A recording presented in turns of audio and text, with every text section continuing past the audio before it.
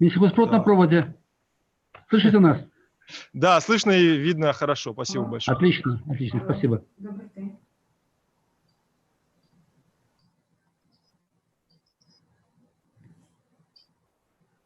Okay, so we have only Savushkin product left. Perhaps I think we can start. Да, у нас есть отруби пшеничная, цена на складе $130. Угу.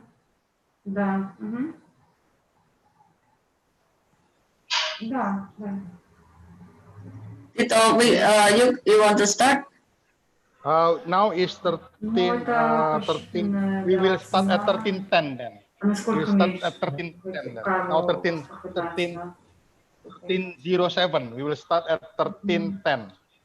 Okay, so in 3 minutes, right? Ну, я даже не знаю, мы просто вот последний раз считали, установили такую цену. Вы, может быть, там просчитаете, позвоните, там скажите, к примеру, почем готовы брать и сколько, может, даже там посмотрим. Пожалуйста, до свидания.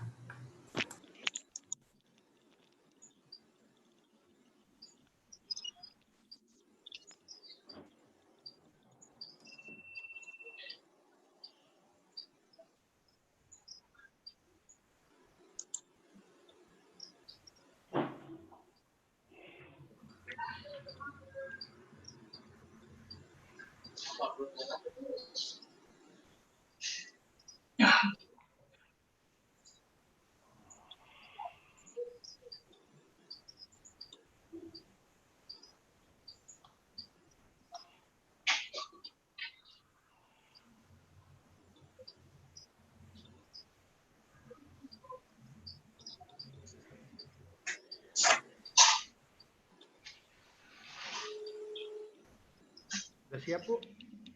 Standby.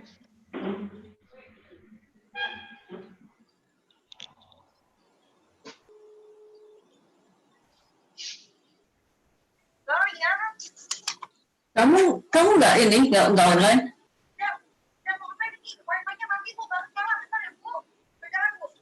Iya, dicariin ini udah pada ready.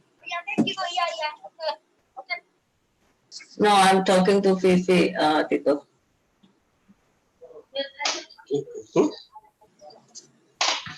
Ada.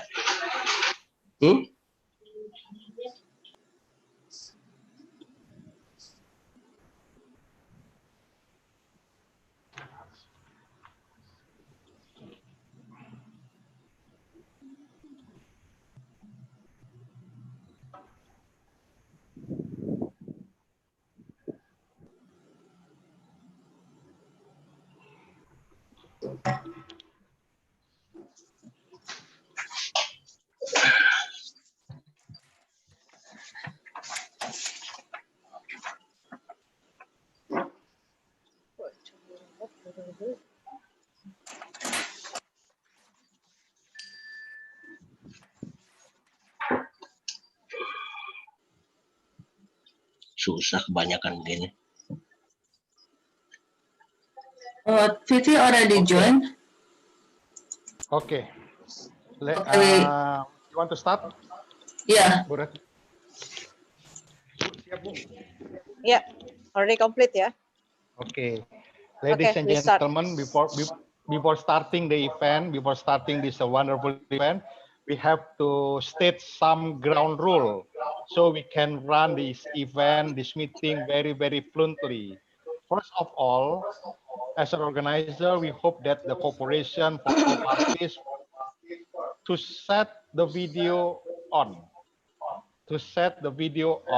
so we can see all the here people, yeah. And secondly, we hope that all microphone set off unless you are doing the presentation or you are doing the answering session, a question session, yeah, will be led by the moderator, the MC. So please switch the microphone in the mute mode. Okay. We hope the cooperation for all parties here. And while waiting, some friends are going to enter this meeting room. We are going to start this meeting. Okay, we start this meeting. We hope that this meeting can bring benefit to all of us. Bu Sarah, as the master of ceremony, MC, please start this meeting. Thank you. Okay, thank you very much, Mr. Tito Loho. Please don't forget to live YouTube, ya. Assalamualaikum warahmatullahi wabarakatuh. Good morning for Minsk. Good afternoon for Jakarta. And first of all, we thank to God so we can gather here all to meet each other virtually of this good meeting. Ladies and gentlemen, welcome to the first Indonesia-Belarus Business and Trade Meeting 2020. We are very proud to have very great people in this meeting, especially His Excellency Minister of Fishery of the Republic of Indonesia, Mr. Edi Prabowo. His Excellency Belarusian Ambassador to Indonesia, Mr. Valery Kolesnik. His Excellency Indonesian Embassy in Moscow, Minister of Consular Economic, Mr. Edi Suharto. His Excellency Head of the Department of Foreign Economic Activities, Mr. Alexei Bogdanov. His Excellency, the First Deputy Director of Belarus National Center for Marketing, Alexander Zaporsky. And to all of participants from Indonesia and Belarus Business Society and other government officials. Selamat datang, Witayot, to this meeting. Hope to bring benefit and luck for all of us. This event is very special, not only because it is intended to encourage and promote trade between Indonesia and Belarus, but also it is held during Independence Day of Indonesia celebration. So, salam merdeka for all Indonesian. And as we know, during this COVID-19 pandemic, fulfillment for need of food is the most important things beside the pharmaceutical, because this pandemic limit all business sectors, including agro and food production activity. Not only the limited production, also low and slow of demand hit hard the economic across the world. So we need to find any opportunities to boost our economy by having more potential market. So ladies and gentlemen, the topic of this meeting, promoting business and trade, focus on agro-food, product and technology, very correlative to current condition. To begin this meeting, we please to Chairman of ITTIC, Mr. Tito Loho, to give the welcoming remark. Please, Mr. Tito Loho, the time is yours.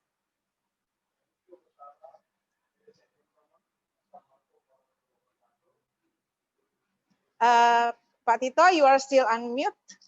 Still mute, please unmute. Okay. Yeah. Assalamualaikum warahmatullahi wabarakatuh. Good morning for Minsk and good afternoon for Jakarta. And in this welcoming session, I just want to welcome all parties here to come to join with a very wonderful moment. Although we are still in the COVID-19 pandemic situation, but we can gather together here to find the opportunities with the technology, the technology, that virtual technology, Zoom technology. Thanks for all of you to join this meeting and hope can gain something. I see so many people here. I see His Excellency Kolesnik here, and also I see the Excellency Councillor of Mr. Edi Suharto here, and also other parties from the Minister of the Fishery, and also the Minister from the Indonesia Trade, from Belarus side also, the central marketing, yeah, and for the whole business society, very, very wonderful. And I just want to introduce that ITTIC, Indonesia Trade, Tourism and Investment Club, is a club that to give the facility to the companies, to the institution, to the government, not only Indonesia, but for overseas, to have trade, export and import with Indonesia, tourism inbound and outbound, and also investment to Indonesia. We hope that even though during this pandemic, all the business activities still can running quite well. So last month we had a meeting, first meeting with Fiji, and this one with the Belarus, especially encouraged by the embassy, Belarus embassy in Jakarta, and also Indonesia embassy in Moscow, supporting very, very much with the Ministry of Foreign Affairs. And I'm sure that this meeting, the second meeting, see that all people here already will be running very, very well. Yeah. And we hope that for the next meeting by ITTIC, maybe with the other countries, will be coming soon with the many countries after this one. So in a short, we hope that ITTIC can play a role. Yeah, here, me, Tito, Sarah, Mika, and other friends in ITTIC, welcome to all parties, corporate, government, to cooperate with us, corporation also, to have our facility, so we can encourage and boost trading, investment, and also tourism across the world to and from Indonesia. Okay, Bu Sarah, thank you. And after all, before I'm ending my welcoming remarks, then I will thanks to all parties, Aliaske, His Excellency Kolesnik, and other Valerie, and also Pak Masni, Director in the Ministry of Foreign Affairs, who supporting this event is very, very hard work. Thank you. Please, Bu Sarah. Okay, thank you very much for your welcoming remark, Pak Tito Loho. Next, let's listen to the welcoming remark that we are looking forward to from His Excellency Belarusian Ambassador to Indonesia is Mr. Valery Kolesnik. Mr. Valery, the time is yours. Thank you very much. Good morning from Jakarta. Selamat siang. I would like to welcome the Minister of Maritime Affairs and Fishery of Indonesia, His Excellency Mr. Edi Prabova, the Head of Department of the Ministry of Agriculture of Belarus, Alexei Bogdanov, all Belarusian Indonesian participants, our colleagues from Indonesian Embassy in Moscow, and of course our organizers here, Pak Tita, and the Deputy Director of National Sales Marketing, Alexander Zapolsky. Good morning once again. I would like to be very brief in the beginning, but I would like to start from a very important event. 2 days ago, Indonesia celebrated the 75th anniversary of independence. And allow me, on behalf of our all Belarusian participants and on my personal behalf, to congratulate our Indonesian colleagues and friends with this remarkable date and wish to the people of Indonesia peace, prosperity, and development. Belarus considers Indonesia as a friendly nation and is ready to promote and enhance cooperation in all spheres. I can say that Indonesia is one of our major trade partners in Asia and ASEAN. But due to the COVID-19, the trade dropped a little bit this year. But in any case, we still think that we have many opportunities. And in 2018, Indonesia became the 15th export destination for Belarusian goods. So today we have different kinds of goods familiar with here on the market. But we discussed and agreed to talk about a little bit in this time, difficult time for all nations, on some specific areas, including agricultural, fishery, food, technologies, machinery devoted to this sector of economy. And we do see good potential because the dairy products became more familiar on the Indonesian market. Our agricultural machinery also presented on the Indonesian market. And I welcome all participants today of this meeting and would like to say that please use this opportunity for the mutual cooperation and the good thing that we have to go ahead even in pandemic times. So I will be very brief as I mentioned, and from your permission, I can say only that our embassy here in Jakarta is absolutely open and working every day. We would welcome any proposal from any side, from businesses here in Jakarta and in Minsk, as well as in our other regions like Singapore. I see our representative from Singapore here. Well, once again, welcome. And we are looking forward for cooperation, for promotion of goods from Indonesia to Belarus, from Belarus to Indonesia. Thank you for your attention. Okay, thank you very much for your welcoming remark, Mr. Valery Kolesnik. And now let's listen to the welcoming remark by His Excellency Minister Counselor Economic KBRI Moscow, is Mr. Edi Suharto. But now will be presented by the representative, Ibu Lestari. Okay, Bu Lestari, are you ready? Yeah, the time is yours, Bu Lestari.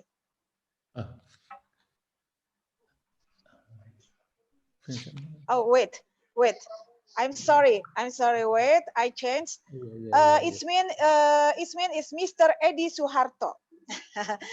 Mr. Edi Suharto. I'm sorry very much, Ibu Lestari. Okay, Mr. Edi Suharto. Where is Mr. Edi Suharto? Ibu Sarah. Oh, yeah. Okay, thank you. The time is yours, Mr. Edi Suharto. Spasiba. Yeah. His Excellency Valery Kolesnik, Ambassador of the Republic of Belarus in Jakarta, Indonesia. Mr. Alexei Bogdanov, Head of the Department of Foreign Economic Activities, Ministry of Agriculture and Food, Republic of Belarus. Mr. Tito Loho, Chairman of Indonesia Trade and Tourism Investment Club. Mr. Alexander Japolsky, the First Deputy of Belarus National Center for Marketing. I also recognize Pak Darmawan. Distinguished participants, ladies and gentlemen, very good morning. On behalf of the Embassy of Indonesia in Moscow, which also covering Belarus, allow me to first of all thank the ITTIC and the Embassy of Belarus in Jakarta for organizing this wonderful meeting. The first Indonesia-Belarus business trade meeting on this very bright day in Moscow. This meeting, I believe, is very important, especially during the pandemic situation, which brings not only uncertainty, but also new challenges in trade and business relations among nations and between Indonesia and Belarus in particular. Indonesia Embassy in Moscow fully supports and take part in any efforts to enhance business collaboration and cooperation between Indonesia and Belarus. There have been activities that the embassy organized in Minsk to promote trade, tourism, and investment between both countries. In 2018, we organized Indonesian Festival and Business Expo in Minsk. Some of Indonesian companies were participating in this event, and it was also to commemorate 25 years of bilateral relations between Indonesia and Belarus. And there was a success story of the participation of the business from Indonesia, for example. We mentioned here the participation of Multistrada, who after that could export a tire from Indonesia to Belarus as amount of $500,000 in contract last year. And it is also planned that this year is going to double this value and the number of our export to Belarus. And secondly, 2019, we organized Indonesian-Belarus Business Forum in Minsk also, in cooperation with the Chamber of Commerce of Belarus. And also at this time, some of the Indonesian businessmen were coming to have contact to explore the potentials of the business in Belarus. This year, our embassy is scheduled to join Business Forum in Brest, in Belarus, but very unfortunate that the event is postponed due to this pandemic situation. We believe that the business and trade potential between Indonesia and Belarus could be much higher than we have today.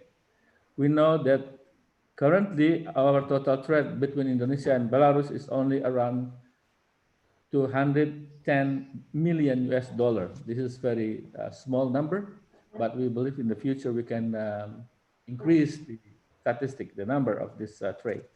And then we have also a small tourists from Belarus. In our statistic, 2018 was less than 5,000.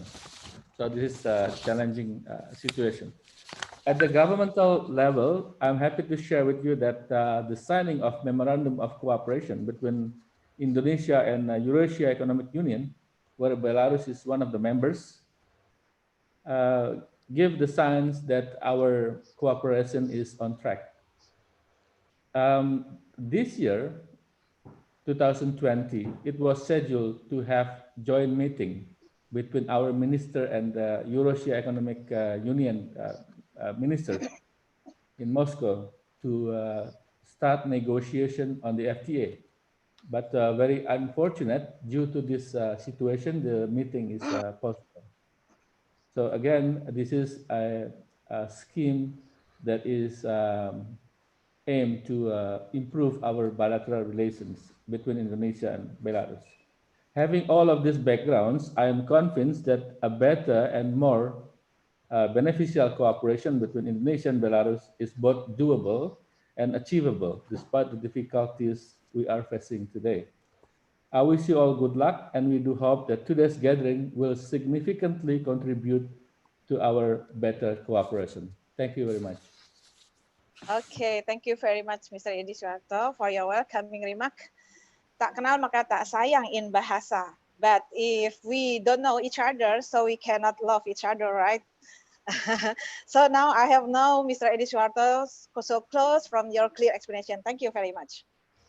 And let's listen to the welcoming remark that we are looking forward to from His Excellency Minister of Fishery of the Republic of Indonesia, Mr. Edi Prabowo. And now will be represented by Ibu Lestari, ya? Ya. Oke. Terima The kasih, time Mbak is Sarah. yours. Ya, silakan. Terima kasih, Mbak Sarah. Assalamualaikum warahmatullahi wabarakatuh. Selamat siang Indonesia, selamat pagi Belarus, salam sejahtera untuk kita semua. Izinkan saya menyampaikan permohonan maaf atas ketidakhadiran Menteri Kelautan dan Perikanan, Dr. Edi Prabowo, pada acara yang sangat luar biasa ini. Dan beliau meminta saya, Dr. Pamuji Lestari, staf ahli Menteri Bidang Ekologi dan Sumber Daya Laut, untuk mewakili sekaligus membacakan sambutan beliau. Good afternoon Indonesia, good morning Belarus, and best wishes to all of us. Let me apologize for the absence of the Minister of Marine Affairs and Fisheries at this extraordinary event, and he asked me, as staff to the Minister for Ecology and Marine Resources, to represent and read his remarks. Remarks Menteri Kelautan dan Perikanan pada business meeting, first Indonesia-Belarus Business and Trade Meeting 2020. Yang kami hormati, His Excellency Mr. Valery Kolesnik, the Ambassador Extraordinary and plenipotentiary of the Republic of Belarus to the Republic of Indonesia and ASEAN, Malaysia, Singapore, and Philippines. Bapak Edi Suharto, Minister Counselor of Economic of Indonesian Embassy in Moscow. Bapak Ajis Nur Wahyudi, Wakil Kepala Perwakilan Kuasa Usaha ad interim KBRI Moskow atau yang mewakili. Para pejabat eselon 1 dan 2, kementerian lembaga atau yang mewakili. Mr. Tito Loho, Chairman Indonesia Trade, Tourism and Investment Club. Asosiasi Usaha Perikanan, Eksportir, Mitra Donor, LSM Perikanan, dan hadirin, peserta bisnis meeting yang berbahagia. Assalamualaikum warahmatullahi wabarakatuh. Selamat siang Indonesia, selamat pagi Belarus, salam sejahtera bagi kita semua, salam Om Swastiastu, Namo Buddhaya, salam kebajikan. Pertama-tama marilah kita panjatkan puji dan syukur kehadirat Allah Subhanahu wa taala yang telah memberikan kesempatan dan kesehatan kepada kita semua sehingga dapat hadir pada acara pertemuan bisnis secara virtual First Indonesia-Belarus Business and Trade Meeting 2020. Bapak Ibu yang kami hormati, first of all, allow me to express my gratitude to all of you for being here to attend the first Indonesia-Belarus Business and Trade Meeting 2020. In these opportunities, I would like to express our high appreciation to Indonesia Trade, Tourism and Investment Club, Embassy of the Republic of Belarus in the Republic of Indonesia, Embassy of the Republic of Indonesia in Moscow, Russian Federation accredits to the Republic of Belarus, and Ministry of Foreign Affairs of Indonesia, and organizing this business meeting. Visi dan misi Presiden Joko Widodo dan Wakil Presiden Ma'ruf Amin, yaitu terwujudnya Indonesia maju yang berdaulat, mandiri, berkepribadian, dan berlandaskan gotong royong. Menindaklanjuti hal tersebut, program kebijakan Kementerian Kelautan dan Perikanan adalah industrialisasi kelautan dan perikanan, peningkatan usaha dan investasi, penguatan kebijakan dan regulasi berbasis data dan informasi, pengetahuan, faktual, dan komunikasi dengan stakeholders. Langkah strategis yang ditempuh KKP adalah membangun komunikasi dengan stakeholders kelautan dan perikanan, mengoptimalkan perikanan budidaya, membangkitkan industri kelautan dan perikanan melalui pemenuhan kebutuhan bahan baku industri.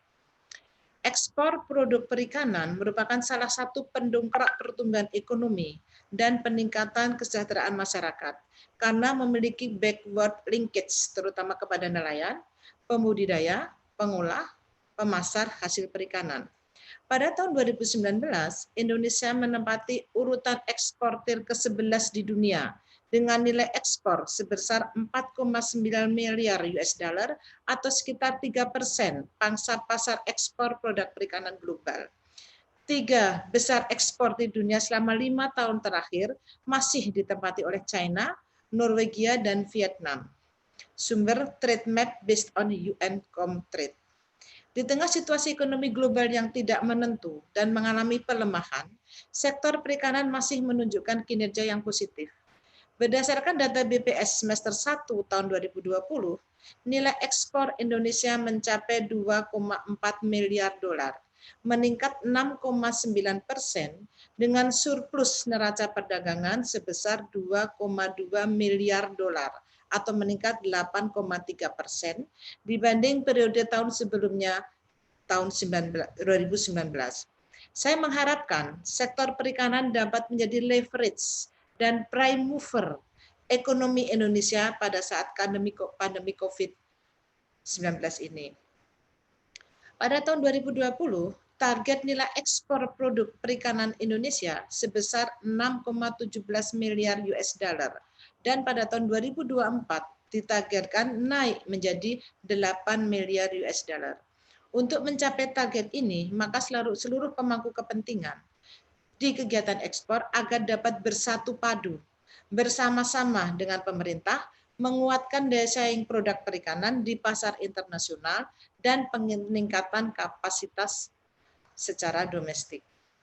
Ekspor produk perikanan di kawasan negara-negara anggota Eurasian Custom Union, Belarus, Kazakhstan, dan Rusia pada tahun 2019 mencapai 17,6 juta US dollar atau meningkat sebesar 28% dibanding tahun 2015. Sedangkan ekspor ke Belarus sebesar 1,8 US dollar. Pasar seafood Belarus potensial untuk dapat dikembangkan mengingat impor produk seafood Belarus dari dunia sekitar 300 US dollar. Bapak Ibu yang kami hormati, dalam rangka peningkatan kinerja ekspor perikanan, KKP terus melakukan komunikasi dan kerjasama dengan kementerian lembaga, perwakilan Republik Indonesia di seluruh dunia, pemerintah provinsi, pemerintah kabupaten kota dalam rangka membangun sinergi untuk mencapai target ekspor ikan nasional. KKP terus mendorong dan memfasilitasi penetrasi pasar, baik pasar tradisional seperti Amerika Serikat, Jepang, Uni Eropa, maupun pasar non-tradisional seperti pasar Timur Tengah, negara-negara Asia Tengah, dan bekas Uni Soviet, baik melalui penanganan hambatan ekspor, merundingkan penurunan hambatan tarif impor di negara mitra, pameran, misi dagang, dan buyer mission, dan lain-lainnya. KKP juga terus berupaya untuk melakukan inovasi dalam rangka mendukung kemudahan berusaha, easy of doing business, sektor kelautan perikanan melalui sistem online single submission, OSS. Untuk itu, KKP dan kementerian lembaga terkait akan terus-menerus memperbaiki sistem untuk memudahkan pelaku usaha dalam pelayanan perizinan yang kiranya diharapkan dapat meningkatkan daya saing produk perikanan Indonesia di pasar global. Bapak Ibu yang kami hormati, finally, I do hope that this business meeting will be a productive and successful meeting and resulting a concrete outcome to increase trade seafood between the two countries. Sekali lagi kami mengucapkan terima kasih kepada para panitia dan para eksportir yang telah mengorganisir pertemuan ini. Terima kasih sekali lagi. Wassalamualaikum warahmatullahi wabarakatuh. Jakarta 19 Agustus 2020, Menteri Kelautan dan Perikanan Dr. Edi Prabowo. Demikian Mbak Saras, Bapak Ibu sekalian, sudah kami sampaikan sambutan dari Bapak Menteri Kelautan dan Perikanan. Terima kasih. Oke. Terima kasih banyak Ibu Lestari atas penjelasannya. And please regard to Pak Edi Prabowo from us, ITTIC, and all of participants here. Yeah. I will. Thank you. Thank you very Terima much. kasih. Saya sampaikan. Yeah. Okay, Bu. Now let's listen to the speech by His Excellency Minister of Agriculture DG of the Republic of Belarus, is Mr. Alexei Bodanov. Mr. Alexei, yeah, the time is yours. Good morning and good afternoon. Bapak dari mana? Participants. Yeah, I would like to gratitude to our distinguished guests from the embassy. Oh, Pak, usahanya apa sekarang, Pak? Sorry. Okay. Sorry, Pak Felix. Can you hear me? Okay. Yeah, I can hear you, Pak Alex. This any disturb here. So go ahead. Yeah. Go again.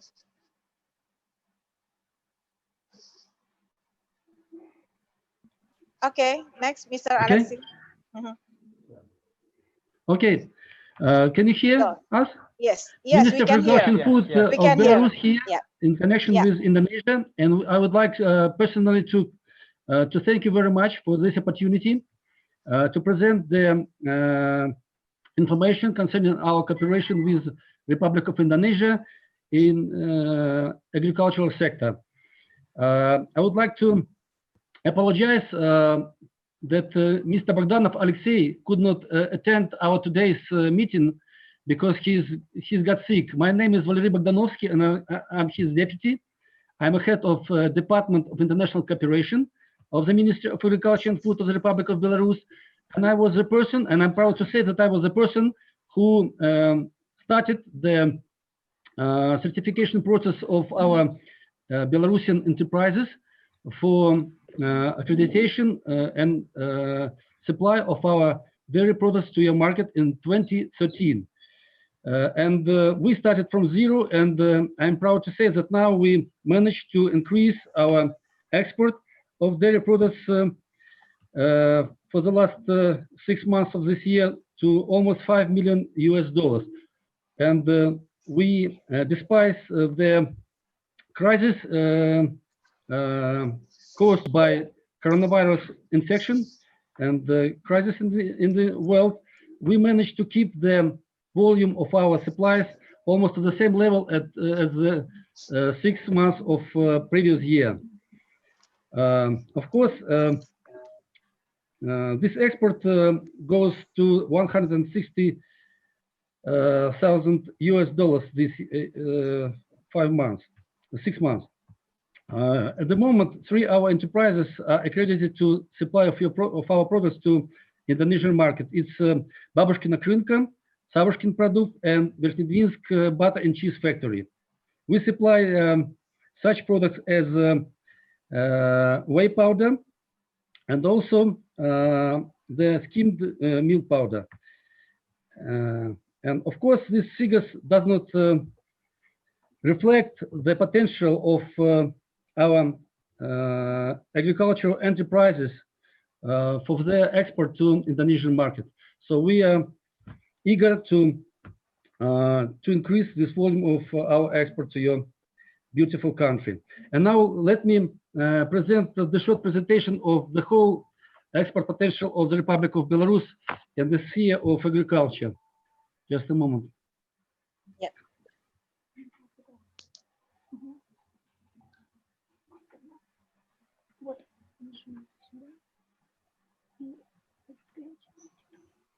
Okay, we still waiting for the presentation from Mr. Alexei. Okay, already show.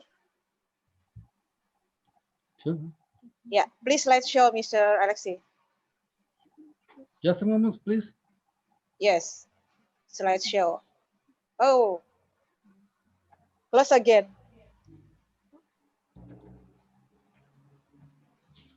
Okay, still loading. We have some Yeah, already. internet problem here. Okay, thank you. We're ready. Okay, yeah. So this short presentation will tell you some major figures concerning the export potential of the Republic of Belarus and the sphere of agriculture. If we will consider the export of dairy products in 2019 from Republic of Belarus, we can see that our export has a tendency of growth each by year, and the export share in production of dairy products in whole production volume of our dairy products is 60%. So it means that 60% of all produced dairy products we supply to the external markets.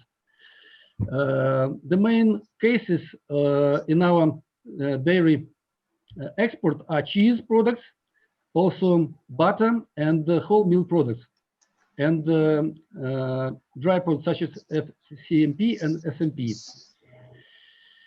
And if we will see the 6 months of this year, export for 6 months of this year, you can see that despite this crisis caused by coronavirus, we even managed not only to keep the level of our export on the level of 6 months of 2019, but also have a 5% growth of our export this year. It's all because Belarus has chosen his own way. We didn't stop the production of our agricultural products. We understand that this is very crucial area of our economic activities in Belarus, and export of agricultural products is very, very important for our country. The next slide shows you the structure of export structure of our dairy products, and you can see that cheeses has the major part of our export. It's almost more than 40% of whole export potential. The next case is milk powder, 19%, and also whole milk products, 7 and almost 8% of share. This year, the tendency almost kept the same, and you can see the structure of export in January, June 2020 on this slide. we're proud to say that Belarus, despite that this is, our country is a very small country in comparison with major producers, world producers of dairy products, keeps its steady positions in the global dairy export this year. Thus, you can see that in terms of butter export, we keep the third position in the world among the main exporters. In cheese export, fourth position, and skin powder, fifth position, and the whey powder, the third position among the global dairy export. If you look closely to the meat case of our export, you can also see that this is the major part of our export, and more than 30% of all produced meat products and goes to export. The main share of export in this case belongs to beef. It's more than 300,000 tons annually, and to poultry meat, it's more than 500,000 tons annually to many countries of the world. And of course, we are ready to offer these kind of products to Indonesian markets as well. The share, the export structure of meat products, you can see this slide. And also, as I told, the beef share is more than 50% in our whole export of meat products each year. And this tendency is also preserved this year, for the half of this year. Thank you very much. And we would like to thank you again from the on behalf of Minister of Agriculture and Food. I would like to thank you very much for your attention, and to offer to increase our mutual turnover of goods between Republic of Belarus and Indonesia. Of course, I'm talking about the agricultural products and the processed food. So please, we welcome our Indonesian partners to be more actively with cooperation with our Belarusian enterprises. Also, taking this opportunity, I would like to invite Indonesian interested circles to visit our Belagro exhibition, which will be held this year from 29th of September till 4th of October. This exhibition is the main event, agricultural event in the Republic of Belarus, and you can see at this event all studies of production from field to fork, as we say, all studies of production and processing of agricultural food. Thank you very much for your attention, and we'll keep in touch. Thank you. Okay.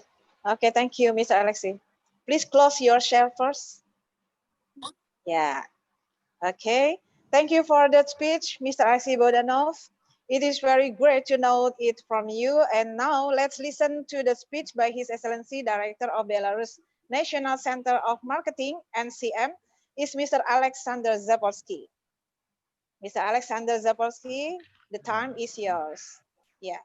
Thank you. Greeting, dear participant of the first Belarusian Indonesia Business and Trade Meeting. On behalf of the National Center for Marketing of Ministry of Foreign Affairs in the Republic of Belarus, allow me to express deep gratitude to all of our Indonesian and Belarusian companies for joining this event. It was organized together with our partners, Indonesia Trade, Tourist and Investment Club. I would also like to express gratitude to the diplomatic missions of our countries for their active support in organize this video conference. I wish to all of our participants fruitful and effective meeting. Now we will present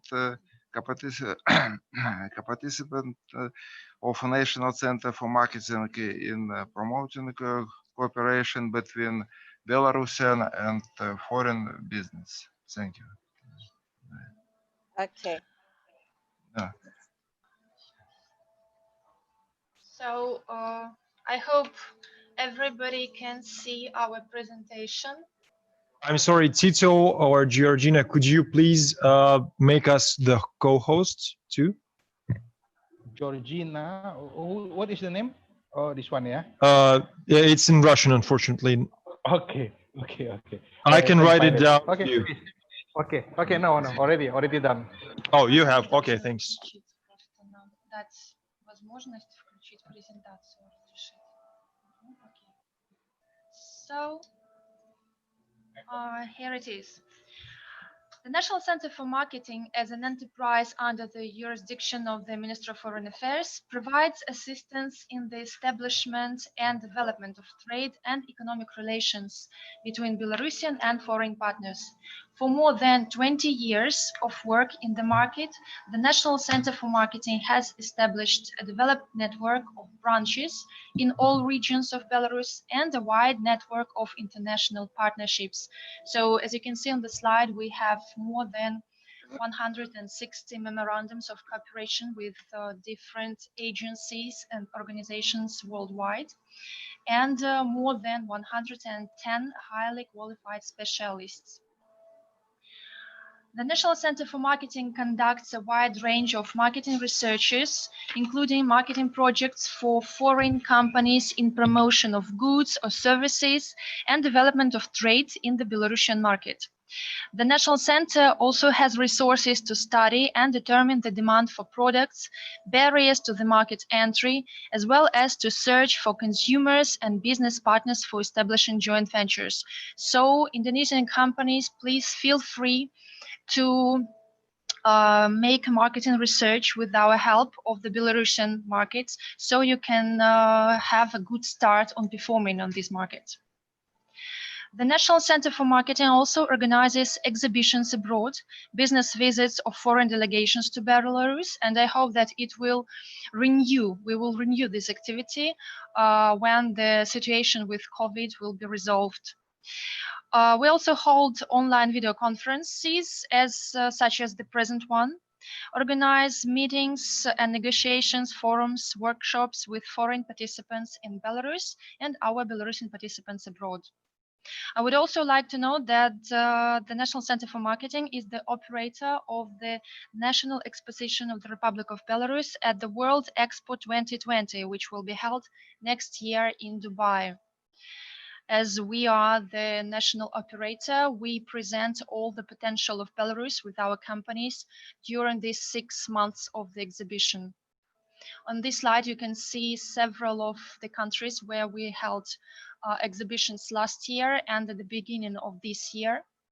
Hope next year it will be in more amount.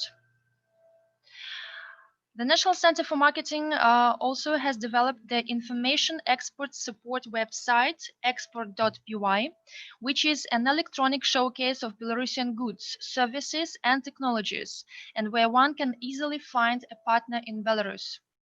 All information is available worldwide, 24 hours a day. According to our statistics, users from 200 countries of the world visit this platform. And foreign companies have the opportunity to register and show their products and services, delivery conditions, prices, and photos of their produce on this platform. 3 Indonesian companies have already registered on our portal Export.by. You can see their logos on the slide. Perhaps you might recognize them. At the moment, the platform presents more than 6,000 companies and more than 18,000 goods and services. Links to the platform can be found on the websites of our partners, as I've already mentioned, those among 160, and on the official websites of our Belarusian embassies abroad. Also, according to our statistics, 85 companies from Belarus expressed their interest in entering the market of Indonesia, and 10 of them have already done it. So please, Indonesian companies, feel free to register and to showcase your products, your companies to the Belarusian markets through this platform, Export BY. We also have the activity of publishing and advertising and information, publishing the journal Export of Belarus in order to present the export potential of Belarusian organizations and Belarus as a whole. These journals are distributed during international events and are also available online on our official website. Among other things, the National Center for Marketing provides educational services for specialists of Belarusian companies, which are involved in foreign economic activities and procurements. Another distinctive activity of our Center for Marketing is operation of the official website for information support of procurements of the Republic of Belarus, istrade.by, which is a resource that provides information on the procurements of the Belarusian enterprises and organizations. Comprehensive information and consulting support is provided by our specialists for all types of procurements on a competitive basis in Belarus. The Center for Marketing issues certificates of public key for electronic digital signature, which provide an opportunity to participate in procurement procedures in Belarus. Non-residents, such as Indonesian companies, can also take part in tenders held in Belarus. So please, here you can see all the contact information we have. In case you need any assistance while entering the Belarusian market or already establishing there and working here, please feel free to contact us. We will be most appreciative of any calls and questions. Thank you for your attention. Okay, thank you very much for the speech and so clear explanation. Okay, ladies and gentlemen, all speech and clear explanation from our keynote speech already finished. Before we going to a meeting session, so we open question and answer, which will leading by Mr. Tito Loho. Okay, Mr. Loho, please. Thank you, Bu Sarah. Before we entering the meeting session, then we want to discuss a bit about what have been delivered as a keynote speech and a speech. Yeah, we find very, very interesting in Belarus side that there are two things.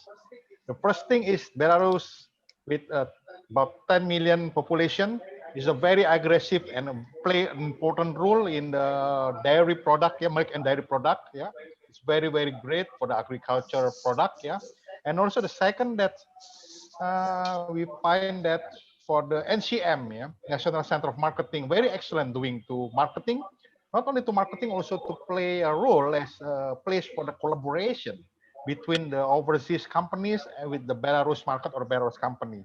I'm opening the opportunity to have the question and answer for this session. We get maybe about 10 minutes to have time for anybody, especially from Indonesian side, who want to deal with the Belarus. Maybe there is any question about we are focusing about what have been presented by the National Center of Marketing from Belarus and also from the Ministry of Agriculture of Belarus. Please, any question then? Anybody interested, maybe want to be listed in the NCM portal website? Anybody? Please give a sign, raise a hand, please. I know that, can I talk to Mr. maybe from the Mr. Michael Johnny? Michael Johnny, still there? Pak Johnny, Michael Johnny? Yes, are you monitoring? I'm here. Okay, Pak Michael Johnny is one of the director for the Indonesian Association for Modern Market Suppliers. So Yes. under him is many producer and also importer, producer. Pak Michael Johnny, what do you think about the NCM maybe or the milk product from the milk dairy product of the from the Belarus? Please, Pak. I think for the milk product still have opportunity in Indonesia because many company in Indonesia, they also use milk product from overseas like New Zealand or some country, like import from Aussie too. because Indonesia have many factory for the biscuit and also like snack. They use milk to combine to make a cream, and also cheese. You know, cheese now also boom in Indonesia. A lot of people in Indonesia they like cheese, yeah, but mostly they import from US, yeah, for the cheese, and also some country from Europe. I think still have opportunity, and our members like factory, also distributor and importer, they open for work together with the Belarus company. I think like that. So I'm sure that in the future, AP3MI, yeah, Association of Indonesia Modern Market Suppliers, can Yes. make a cooperation with the NCM, yeah, Yes, both yes. to import and also to export goods, yeah. Yes, yes. Yeah, Belarus company that. can contact to us, and we will have meeting like that with our members. Okay. Hello. Yes. Hello, Pak. Yeah, Pak Johnny. Yes, Pak yes, Johnny, like that. I think. Can you mention some of your members that a big player in Indonesia by company name? Example, like Mayora, our members, Orang Tua Group, also Garuda Food, yeah, they Indo Food, they use a lot of milk product. I think milk base, yeah, to produce the biscuit and also cream for their product, their biscuit. Example like wafer, they need cream, yeah, cream. This is based I think also based on milk product and cheese product. Okay. Okay. Okay. Thank you, Pak. I think enough for the question and answer beginning. Okay. So we are going to have the meeting session, ya, Bu Sarah and Bu Georgina Mika. Yeah, we are going to have a meeting session for all business players, both parties. And I just want to introduce the delegation of Indonesia first. Yeah, I'm already makes a video, and I will play it. So please, this is the video for the Indonesian. Yeah. Okay. Already show. Can you see? Can you see it? Yeah, show, already. Yeah. So this is the video. This is the video to have a short introduction for the Indonesia delegates in first Indonesia-Belarus Business and Trade Meeting 2020. Indonesia-Belarus Business and Trade Meeting 2020. Proudly present Indonesia delegates are Kelola Mina Laut, Bahari Prima Manunggal, Rodamas Inti Internasional, Kobe Boga Utama, Billiton Spice, Prima Kreatif Food Indo, Sido Muncul, Mensa Group,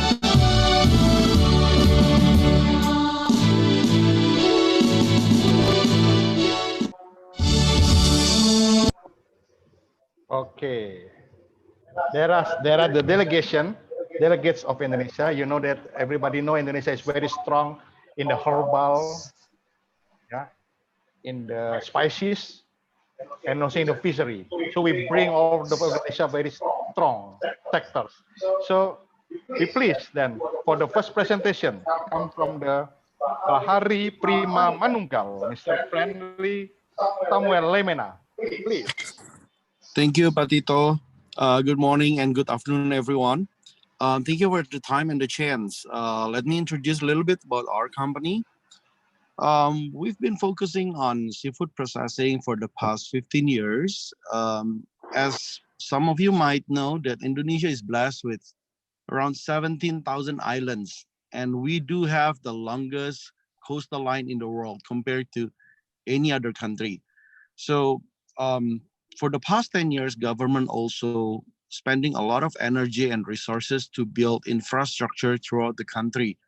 And because of that, the past 10 years, we've been focusing on the sustainable fishing, on the not a traditional traditional, not just traditional, but also sustainable, like the method of catching, the not just how they catch, but how much they catch.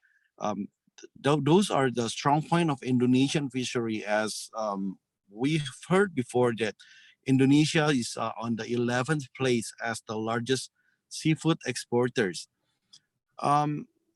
We are not the biggest, we are far from being the biggest, but Indonesia is the most possible to do the single processing fishery item. If some of you involved in the fishery business, fishery industry, you might understand that a lot of countries, they do have a strong production in seafood, but they do not have the seafood itself. They do not have the resources itself. So what do these people do? They have to do double processing, which means they have to freeze the fish somewhere else and then reprocess somewhere else. That's what we don't do in Indonesia, because we have 17,000 plus islands. We can locate close to the fishing ground. That way, we can process the fish right after we catch. That has been the strength of Indonesian fishery. That has been the foundation of the Indonesian. So a little bit about our company. We are not just focused on the seafood, but as the global market is so big, if you think about, for example, like freshwater fish, Indonesia is not really strong compared to China or compared to Vietnam. But when it comes to wild catch, we are one of the very best country to work with. So for Belarus, if you guys have requirement for wild catch fish at its best quality, we are one of the very first guy you guys can think about. Anyway, that's a little bit about our company. Thank you for the time and the chance. Okay, thank you. So thank you for friendly from the Bahari Prima Manunggal ya, Anindo Sabadi. I think it's very nice presentation, yeah, very short but very brief, but very bring a strong message. And then we go to another fishery company called PT Kelola Mina Laut and PT Dwacu, will present it by Mr. Hendra Haris Nugroho. Pak Hendra, please, Pak. Do you want to me start the video or you want to speak something first? Thank you, Pak Tito. I'd like to introduce our company as we are from Kelola Mina Laut, actually. And I'd like to have our video first. Please, Pak Tito, maybe we can show our video. Okay, then you can say some words that I'm preparing your video during I'm preparing the video, Pak. Please. Yeah. Okay. So basically, we agree with Pak Freddy that Indonesia is a big resource, big population. Of course, this is the big opportunity.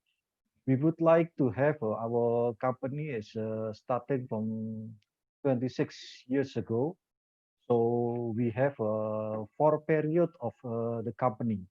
So we call KML 1.0, we start the business coming from the Chirimen. The Chirimen is starting from 1994 until 1998.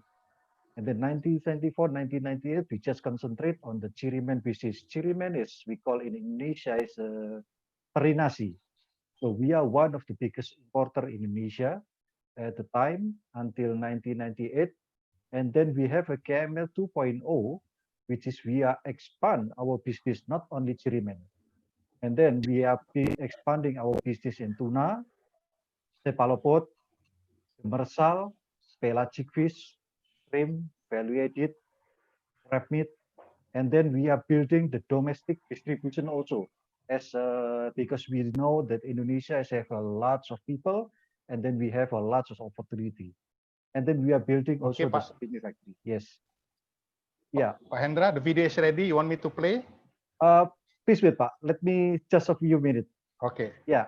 And then after that, in KML 3.0, starting for 2.14 and then 2.19, KML is starting from the seafood company, now become food company, because we are making acquisition for the vegetable business, which is edamame, okra, and then we have also the sweet potato, and we just make an acquisition for the integrated farming industry in Blitar.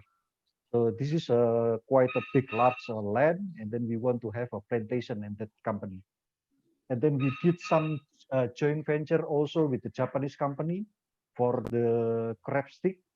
And then we have also the joint venture for the processing for fish, snow crab and everything. And then we have a joint venture with the Taiwanese company, which is we are making biotech. So the waste coming from the KML product, we are making something like oil, we are making for the floor or something like that. And then the end, KML 4.0, starting for 2020 until the next, the vision of our CEO was become the global food company, which is we will have a global operation, not only in Indonesia. We will have another something like operation in US or in Japan. This is the dream of our CEO. So now we are transforming to become Kelola Group, which is the core of business with the fisheries, agriculture, plantation, with the basic as 28 companies of our group, and then 63 processing plants at this moment. Thank you, Pak Tito. Then please for the video. Thank you very much for the attention. Okay, here is the video of the Kelola Mina Laut, who they are and what is their achievement then, please.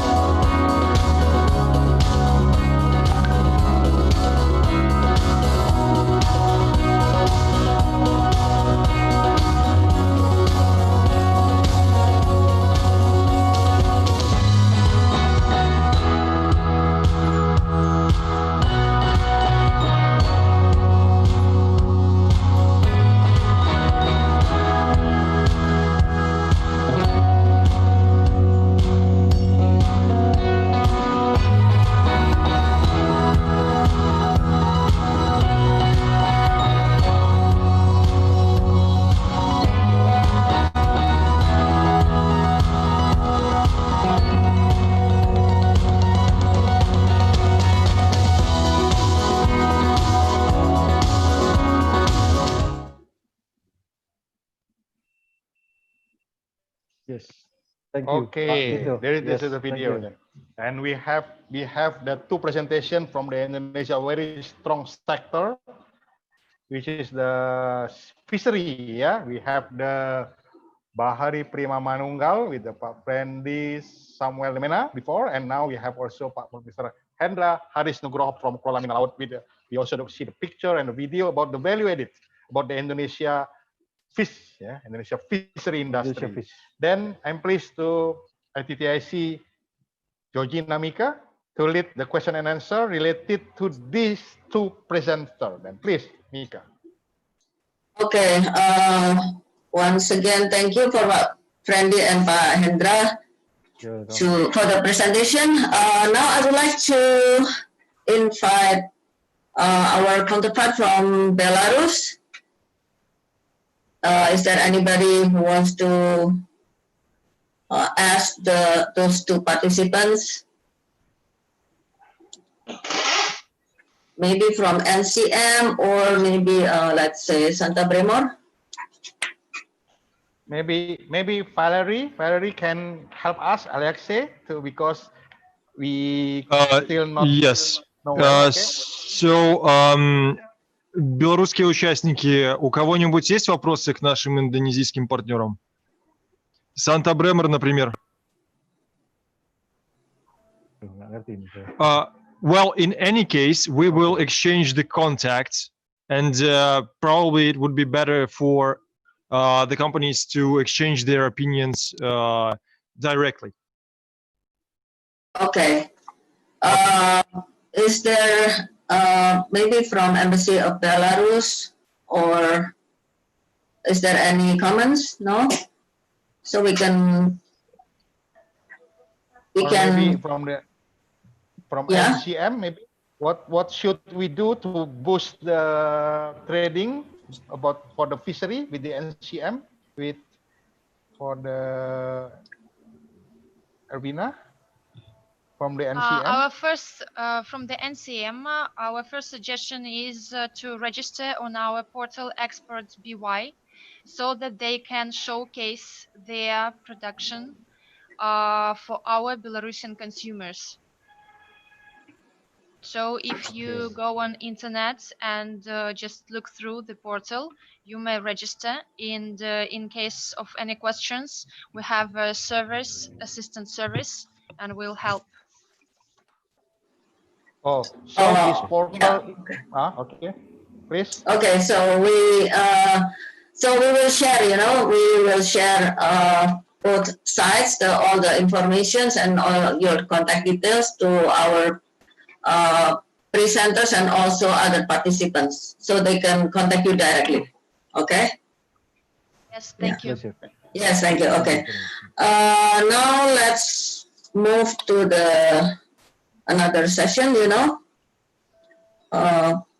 have this from Skin Products, Mr. Roman Koiko-Belkowski. Maybe you can start the presentation. From Skin? Yes. Yeah. Good day. I have a video presentation. So I want to briefly speak about our factory, but our presentation is pretty long for the format of our meeting. So I want to briefly speak about most important things about our factory, and then I would like to open our video presentation. Can you play this presentation? Hello? Роман, вы можете сами нажать на кнопку демонстрации экрана и показать. У вас есть такая возможность? Нет, я просто посылал презентацию, и у меня здесь зум не на моем телефоне. Я понял. Вам включить просто видео ваше, да? Да, я сейчас скажу коротко, и включите видео, оно же там долго. Хорошо, договорились. Да. So our plant is the most biggest dairy plant in our country, and almost 60% of our products are export products. And we have also 9 big producing platforms, different factories, and huge investments during past 10 years, about $300 million.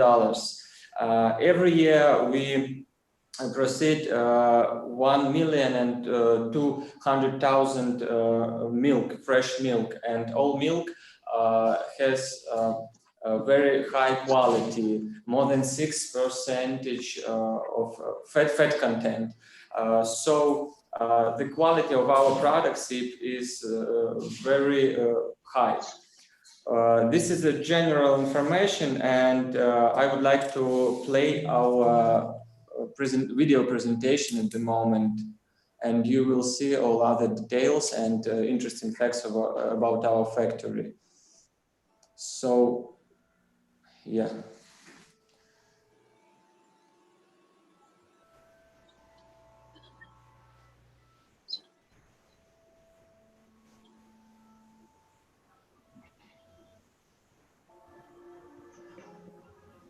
is the brand identity of Belarus. The company is one of the top 3 largest manufacturers of natural dairy products in the Eastern European region. We take the lead among the most efficient food industry companies in the country. The company's headquarters is located in Brest.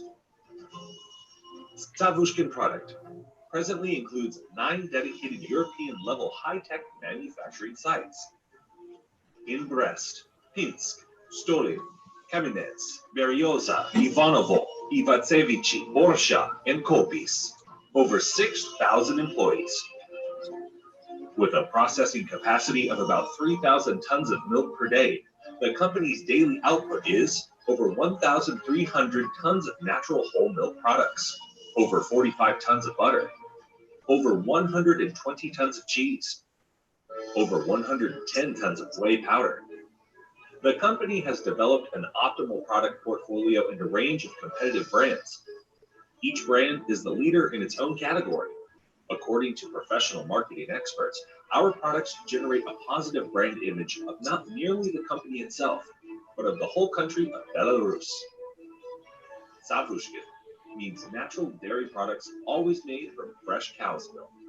Fresh and natural products with homemade taste are the main characteristics of brand Savushkin. And here is a new range of curd cheeses that can be used in a variety of ways to make lots of delicious restaurant and homemade dishes. Brest-Litovsk, traditional dairy products with a special savor. They are made under old-time recipes by means of state-of-the-art technologies. Brest-Litovsk feature our strong expertise in cheesemaking. Due to many years of experience in multicultural environment, our company has developed the skill of making noble cheeses under European recipes and invented unique formulations of special cheeses. Optimal, yogurts enriched with bifidobacteria. They ensure healthy digestion and provide the feeling of physical comfort. Tails, perfect Greek yogurts that contain twice as much natural milk protein than conventional yogurts. Super Kid, natural dairy products for healthy nutrition and development of children, enriched with calcium and vitamin D. Laskovoye Leto, quality dairy products at affordable prices.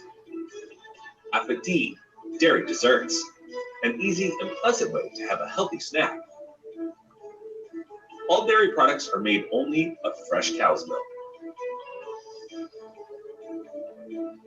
The work to ensure quality and safety begins upon receipt of the raw materials. There are over 160 farms in the company's raw materials zone.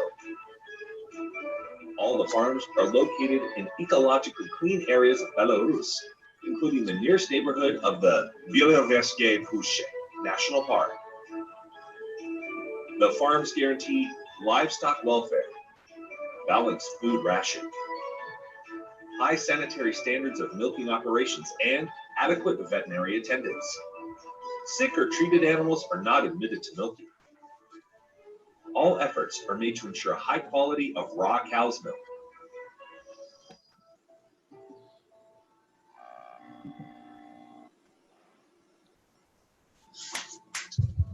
Unfortunately, we don't have a lot of time to show the whole presentation, but I'm pretty sure you understood the main theme. Yeah, I think that for me that it's quite a very huge potential business. Yeah, I see that it's very huge investment in the dairy sector and 6,000 employees over there with a big capacity. I think it's very interested, yeah, to have a follow up further, to have some business with the company. Then I think it's very potential. Thank you for the presentation and also the video. We will take a look for the video for the long version then after this, because I see it in YouTube, right? So it's we will search for that. Thank you. Want to add something for Savushkin? Yeah, so the second presentation by Mr. Alexei Dranitsa from Babushkina Grinka. So, Mr. Dranitsa, the time is yours. Thank you. Good morning. Can you hear me? Yes, yes, we hear you very loud. Thank you. Good morning. Actually, and we good are already. afternoon, Yeah, good colleagues. afternoon. Then we are already. Yeah. Please. So, once again, good morning and good afternoon, dear colleagues. First of all, I would like to say thank you for such an opportunity to take part in this meeting. Babushkina Krinka is one of the biggest milk processing companies in the Republic of Belarus. Our products are well known all over the world, not only in Belarus. We export our goods to more than 25 countries worldwide. We produce the whole range of dairy products. Yogurts, milk stuff, skimmed milk products, cheeses, dry whey, and so on and so forth. Last year, we took the first steps in the Indonesian market, and we are extremely proud that in 2020, we continue our cooperation. Our holding is aware of the prospects of shipments to Indonesia, and we're extremely interested in increasing our presence in this market. Our company is absolutely open for cooperation and would be glad to find new business partners. Our aim is long-term, efficient presence in Indonesia. We hope that our high-quality products, which meet the highest requirements of major international dairy companies, will also be in high demand in your country. Now, I would like to show a very short, precise presentation of our company. It's a video presentation. So give me a second, please.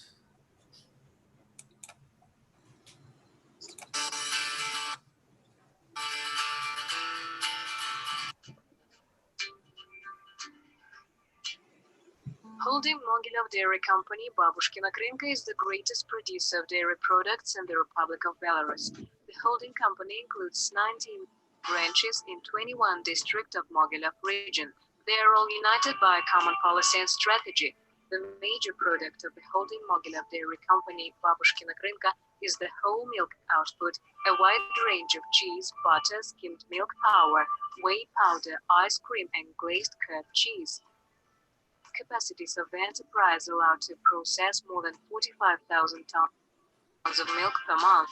It gives an opportunity to produce about 10,000 tons of dairy products, more than 1,250 tons of butter, more than 1,000 tons of cheese, 2,000 tons of skimmed milk powder, 250 tons of whey.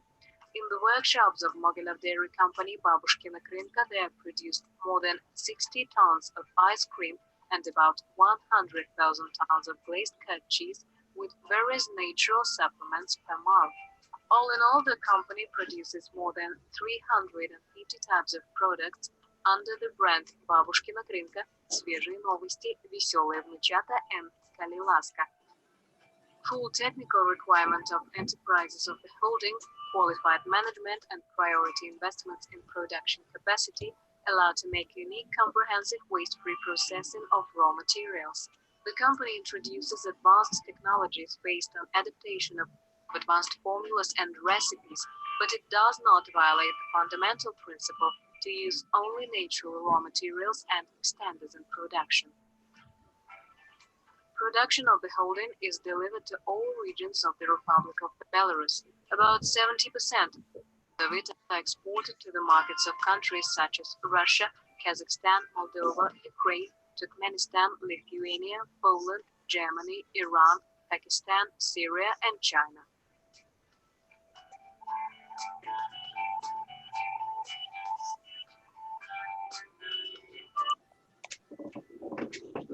Thank you for your attention. Okay, we still have one more presenter from Belarus on this section, lead of lab products by Ms. Tatiana Burdo. Ms. Tatiana, the time is yours. Hello.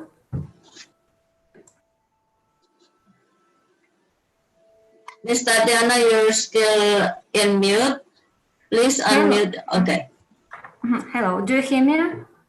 Yes, yes. Okay. So hello, hello participants from Belarus and from Indonesia.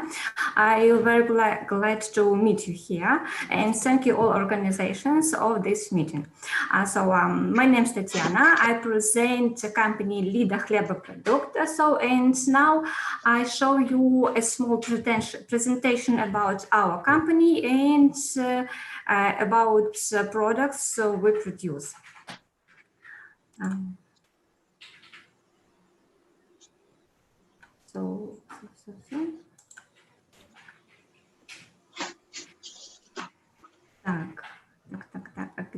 Так, а скажите, где я могу найти свою презентацию? Там внизу будет кнопка демонстрации экрана. Вот, я нажала демонстрацию экрана. Но... Так, и нажмите на совместное использование. То есть нажмите на кнопку демонстрации экрана, и внизу в правом углу у окна, которое откроется, будет кнопка совместное использование. Совместное использование, все вижу.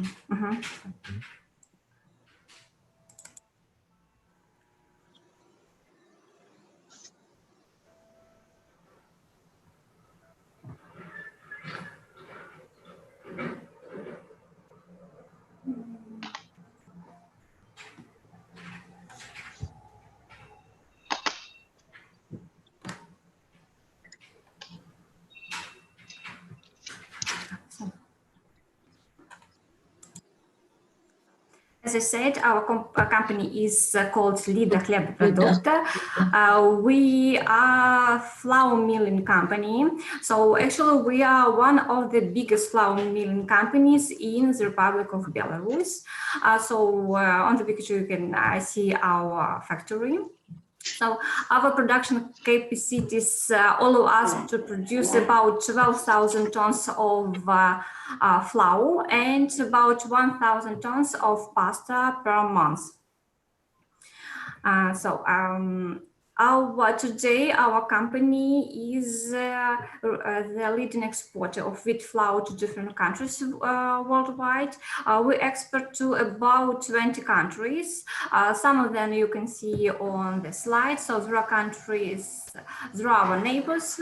Actually, there are some countries from Africa, South America, Middle East, and we open the markets of Asia.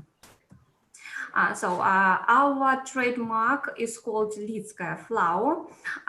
It's one of the most popular flour in our country. So you can see that we have different packages. So we can offer you small paper packages and also big polypropylene bags. Also, we can put any other information on our products in any languages you need. Another popular product is self-rising flour. It's a mixture of flour, salt, and baking powder. This flour make easy to everyone to make such products as cakes, muffins, pies, pancakes, and other. We produce also so-called semi-finished bakery products. This also baking mixtures for home cooking food. So we have recipes for cooking pizzas, cakes, donuts, muffins, cookies. These products can use everyone, and it makes easy to cook delicious homemade food for people who don't have cooking experience. So it's products for everyone. Another key of our export is pasta products. So we have 3 different kinds of pasta. The first one is made from semolina, made from durum, and the cheapest one made from wheat flour. On these pictures, you can see our trademark Ligrana. This pasta is made from semolina. And actually it's also very popular, not in Belarusian market, also in our partners from another countries. So our trademark pasta Vera, it's pasta made from durum. This pasta is known for its excellent taste and health benefits because it's made from durum. And so the cheapest pasta is trademark Litsky here. This pasta is made from soft wheat, and so as I said, it's the cheapest product we can offer for our buyers. Also, I would like to say that we have a branch, our poultry farm, so we can offer also chicken meat, so such as whole chicken, chicken products, and co-products. Also, all quality of our production is verified by effective certificate system. So we have such standards as ISO 22000 and System House. So on this picture, you can see all of the most popular products we produce and offer our buyers. So, and at the end of the presentation, I'd like to say that our geographical position allow us to offer our buyers different terms of delivery. So we can ship our products by FCA ships or delivery FOB or SIF, and if someone is interested in our products, we will be very glad to communicate and to tell more about any products. So thank you much for the attention. Okay, thank you, Ms. Tatiana Budo. Also, Felix Jakui, Padar Belkovsky at Savuskin, Padar Granitsa at Buskina Grinka, is Padarinnya Tatiana Budo at Lidalek po sa informativo presentasi. Let me now we have a question and answer for the Belarusian section. It's very informative for the dairy products. Yeah. Okay, Mika. Yes. I just want to, because this is a question and answer. We have the Mr. Hendra Nugroho raised hand, but before that, I want to ask for one of my colleague, old friend here from the Dua Kelinci group, food producer from Indonesia, Mr. Vincent Kohar. Mr. Vincent Kohar, are you monitoring? Mr. Vincent Kohar? Yes, Tito. Okay, thank you for joining. Mr. Vincent Kohar is from Kacang Dua Kelinci, food producer in Indonesia for many products. Maybe Mr. Vincent Kohar can introduce what kind of products, what kind of products that you are that Kacang produce. Minta Pak Aidil aja. To which market? Sorry, this is interruption. Can I share screen, Tito? Ini aja apa namanya? But we have a voice. We have Pak Aidil a speaker here. On the microphone, please. Please mute. Malah dia ya ngomong Pak Aidil, sing nyuruh Pak Indra. Pak Indra mending Pak Aidil atau siapa saja disuruh ganti itu tadi toh. Mika, can you find? Yes. Okay, Vincent, you want to share some screen? Then please make it short, yeah. So you can introduce. Will do. So what kind of opportunity that you can export and also you can import them? Please be very short, Vincent. Please. Okay, will do. Tito, thank you for the time. Okay, let me share about. Thank you all. Thank you for the opportunity let me share about PT2 Kelinci. Okay. PT2 Kelinci actually acknowledged as a peanut producer in Indonesia, #1 peanut producer in Indonesia. We start the company since 1972, and then 1985 we have a factory in Pati. And then this is our factory looks like. Now we already have FSSC 2000. This is our factory. This is our certification. We have halal, ISO, HACCP, and this is the products. We have the peanut, shell peanut, coated peanut, legumes, waferals, chips. We also have the drink also. This is our #1 selling for waferol for export. This is our #1 selling. We have a multigrain chips also. This is the marketing activity we have in Indonesia. So actually for Indonesia, we are quite well known for the peanut, Sukro, Tic Tac. That's our #1 brand in Indonesia. This is the branding. This is the sampling. This is the consumer promo we have, special event. Okay, for the worldwide, currently I think we already in around 25 to 30 countries, but we haven't been in Eastern Europe as yet. And also, if you can see the Latin America, we also never sell there. This is our partner, basically. We also do the OEM for the supermarket, for the national brand. Currently, we are working with Real Madrid.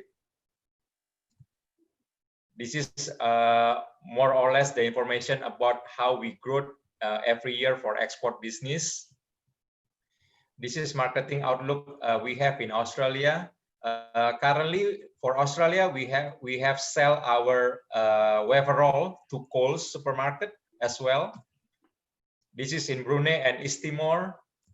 This is in Singapore, Myanmar, Vietnam, Malaysia, Thailand, Hong Kong and South Korea, Taiwan, Japan, Netherlands, USA.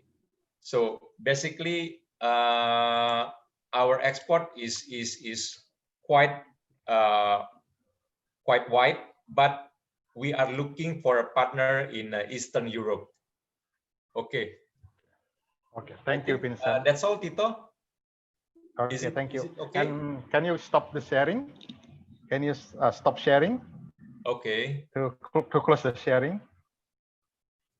And I see some products also not only for the peanuts, yeah, also some biscuit and something like that. Is it right?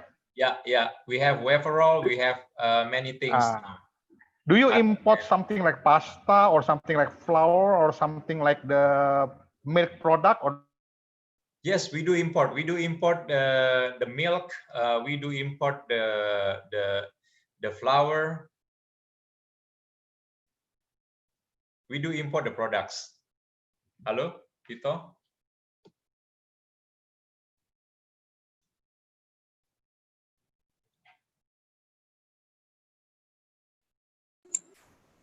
Tito, your screen is freezing. I think maybe he lost connection temporarily. Okay, Pak Vincent Kohar, please continue.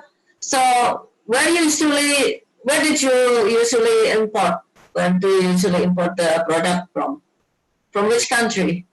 Frankly speaking, I need to check further with our purchasing department. Oh, okay. Yeah, we do import. We do import some raw mat. Okay, so maybe later on after this we can share contacts with our Belarusian counterpart. Yeah. Of course. Yeah. Okay. Okay. Thank you. Thank you, Pak. While waiting for Pak Tito, let's continue with the next session. Will be from our Indonesian counterparts, PT Mensa. Miss Yosita Maharani. Yes. You there? Can you share the last presentation that I sent yesterday? Yeah, please. You can start the presentation. Yeah. Okay. Thank you to ITCIC team for arranging this meeting and for the opportunity. Good afternoon to all Indonesian participants and good morning to all participants in Minsk. My name is Yosita Maharani and I'm from Mensa Group, Jakarta. In this moment, I would like to share about Mensa Group and some of our products. Maybe we can start the slide.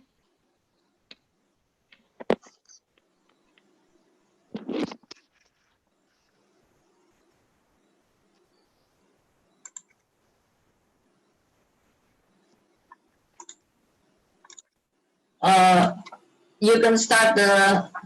Let me check with Sarah because I don't have the. Okay, actually, Mensa Group is a healthcare company. We started our business importing You can share.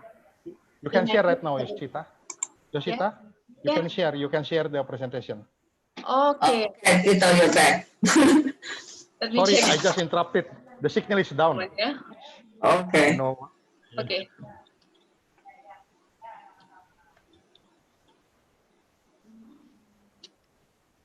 Okay.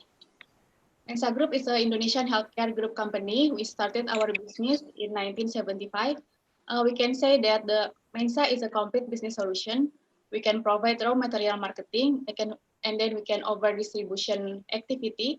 We also have medical device and dental supplier, and also we do international marketing. Currently, we already export our product to 22 exporting countries.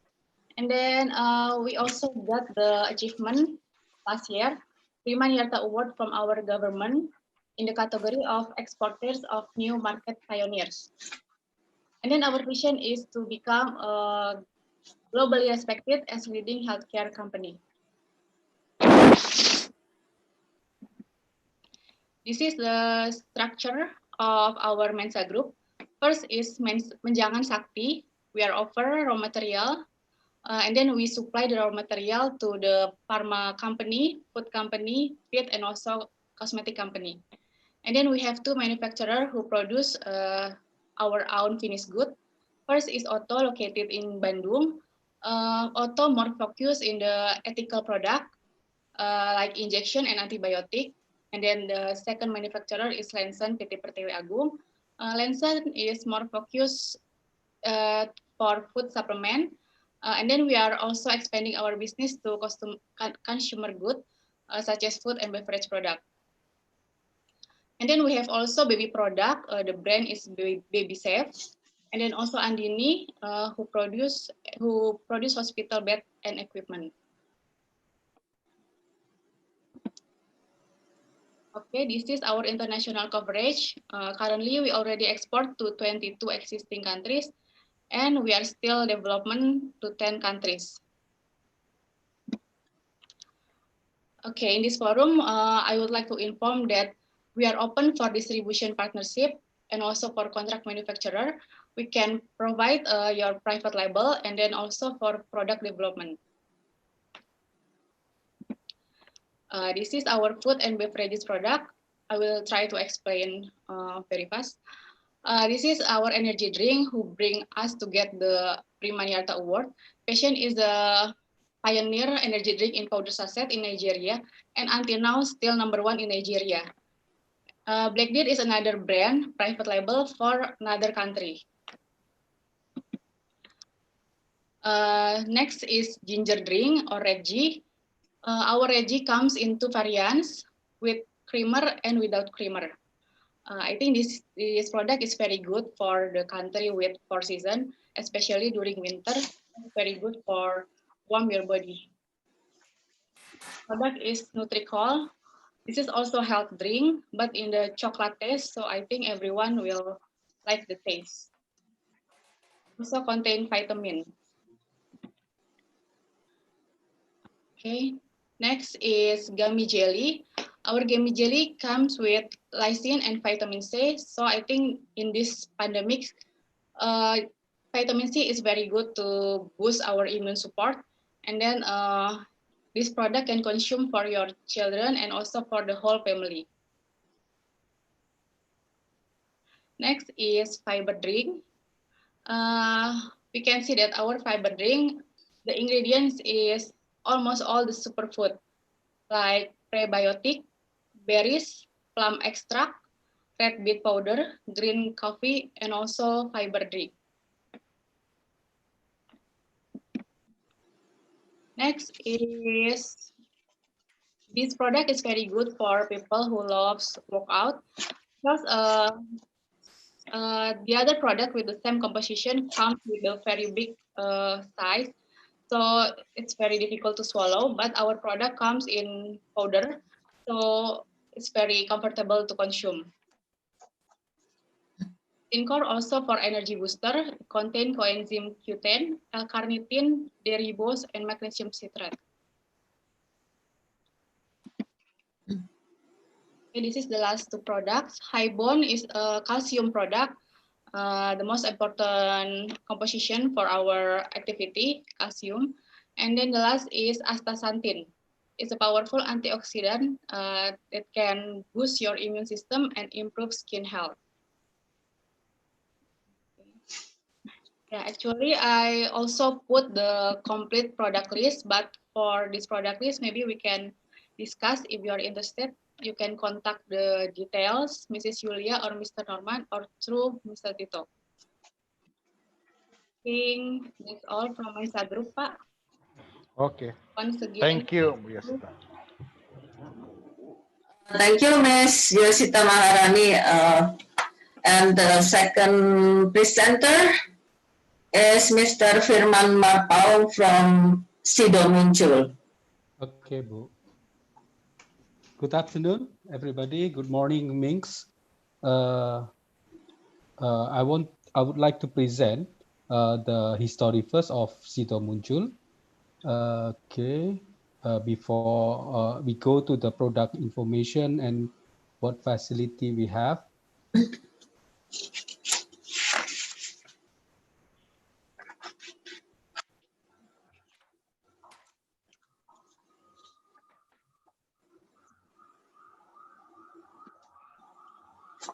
Sido Muncul is an original Indonesian herbal company pioneered by Mrs. Ratna Sulisti, who started the traditional herbal medicine business in Yogyakarta in 1950. The first product was Tolok Angin, a herbal supplement consumed when the immune system declines, which is indicated by symptoms such as fever, flatulence, nausea, dizziness, and vomiting. In 1949, the family of Mrs. Ratna Sulisti moved to Semarang. In 1951, founded Sido Muncul, a herbal medicine company whose name means a dream come true.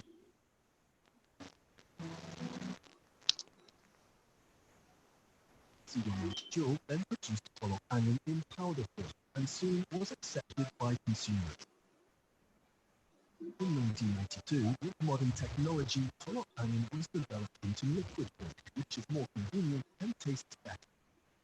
Tolok Angin Sido Muncul, herbal medicine for smart family.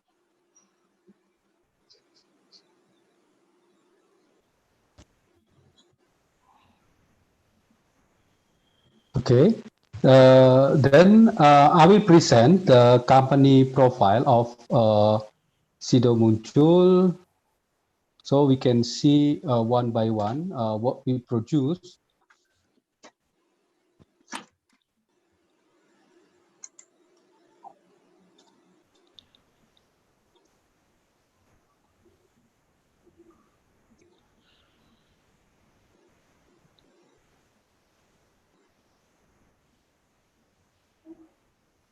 Okay, can see the presentation? Yes, quite clear.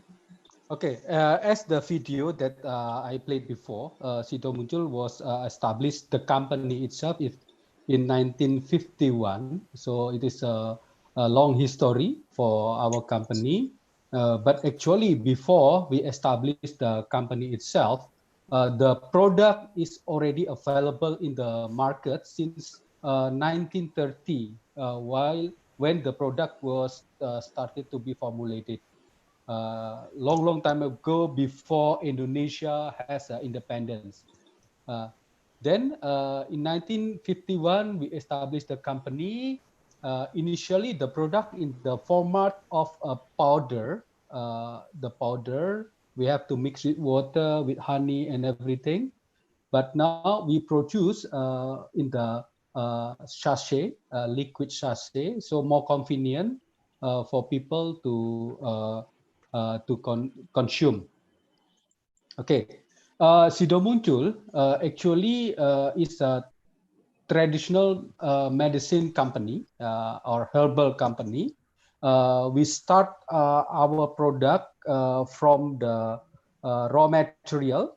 We manage all the raw material, the processing, quality testing, include the distribution in the proper way. Yeah. So we guarantee the quality. So we actually, if we see the facility of Sido Muncul, even we are the traditional medicine, traditional herbal company, but our standard beyond the standard itself requested by the FDA of Indonesia. Our standard is equal with the pharmaceutical company. And also, instead of the how we treat from raw material to the finished good, we treat also our environmental. We treat our water, wastewater. We treat our trash, because to produce the herbals, it needs a lot of tons of the like ginger, turmeric, and everything. So it produce a lot of waste also. So we treat everything to minimize the waste and bring back to the environment. And also we do many corporate social responsibility as our responsibility to the people in Indonesia. And based on our process, we are certified with many certification like CCP, GMP, ISO, and everything. Yeah, so we definitely produce our product with the high standard of quality. This one is the product, our historical product, and sold like more than 100 million US dollar in a year. The product name is Tolak Angin. Tolak Angin. If you remember in the video, the product is to improve the immune system. And also in Indonesia, we use for maybe people call it as early cold symptoms like nausea, headache, fatigue, something like that. So initially, people, if feel something not comfortable, people tend to use like cold flu medicine, like paracetamol, something like that. But currently, the habit of the people is changing, and actually, our sale is much more than the flu medicine in the market. Yeah, because people believe that the herbals is strong. It will help them with the herbal. They feel like more safe lah. And for Tolak Angin itself, we have a success story. Just last year, we start to export to Philippines, to Philippine market. Then we sell about 20 container 40 feet plus 2019. That is our achievement in 2019. But before that one, we already export also Tolak Angin to US, Australia, South Korea, Malaysia, Brunei Darussalam, Hong Kong, Saudi Arabia, Yemen, and Suriname. Saudi Arabia, actually, we just export the first export in container just last week. Yeah, just last week. But before that one, we export in the small quantity. But after we register the product, then we can go to the mainstream market in Saudi Arabia, then we can export bigger. This one, our new hot cake in the market. It is like made from charcoal extract. People believe that it will make our body, because it contains product with the pH level more than 11 plus, so it will improve our health and immune. And this one, instead the product that we produce, we have also the many product in the soft capsule format. Yeah, in the soft capsule format, like tolak angin that I mentioned before. Some people think that the taste is strong because it contains mint, shooting. But for people doesn't like the too minty one, people can consume the soft capsule format. So less minty, but the efficacy is there. And also tolak linu for muscle stiffness, sari kunyit for stomach, and vitamin E, VCO, and also vitamin D. We also have many products made from herbals, yeah, in the format of capsules. So convenience to take to serve. That one, our presentation. So if any opportunity to distribute our product in Belarus, then let us know. We will thank you for this opportunity. If need, and we understand that to enter one country, especially for our product, need registration. And we confident that we are able to provide all documents that needed by the countries, because we already comply with the quality standard from many countries. Thank you very much.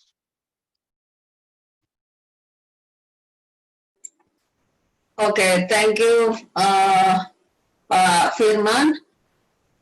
Yep. And we would like to invite the Belarusian. Sharing the. Can close first, Pak?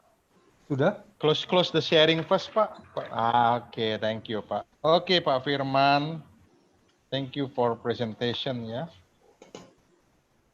Maybe from the Belarusian side, what do you think about this kind of products, especially maybe the herbal drinks are not common and maybe needs more education in for the Belarusian market. Maybe Alexei or Valerie can have some comments on this.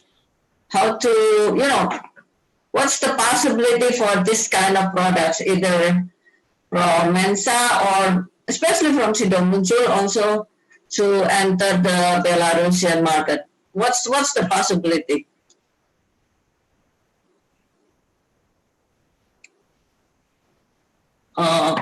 Alexei or maybe from.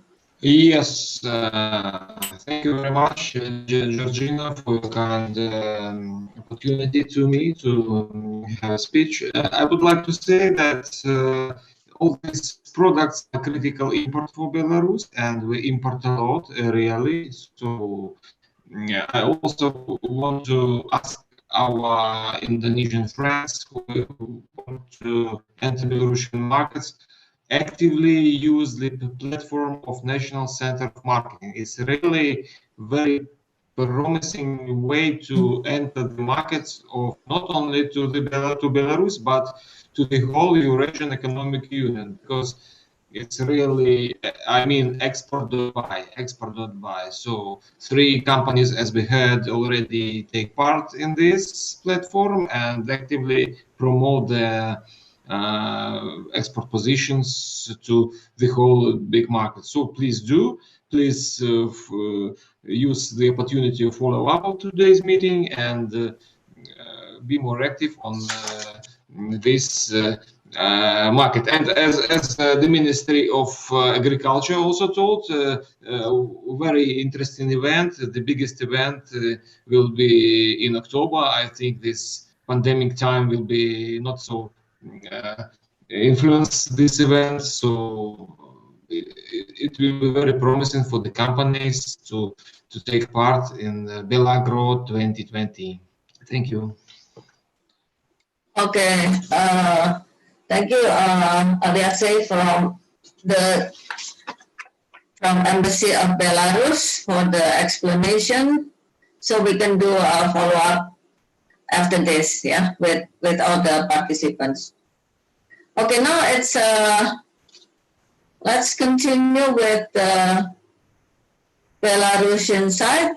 Bremino Group, Spadar Roman Sobolev.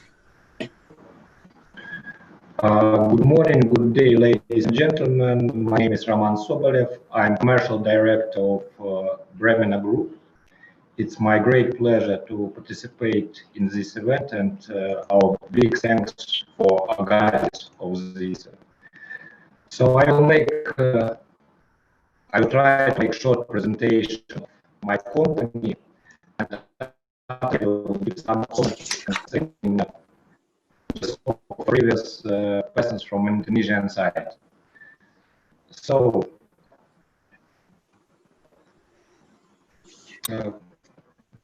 is a dynamically developing private Russian company, which defines the phase of modern warehousing and customs logistics in my country, and which realize large-scale investment projects, creation of logistics infrastructure activities.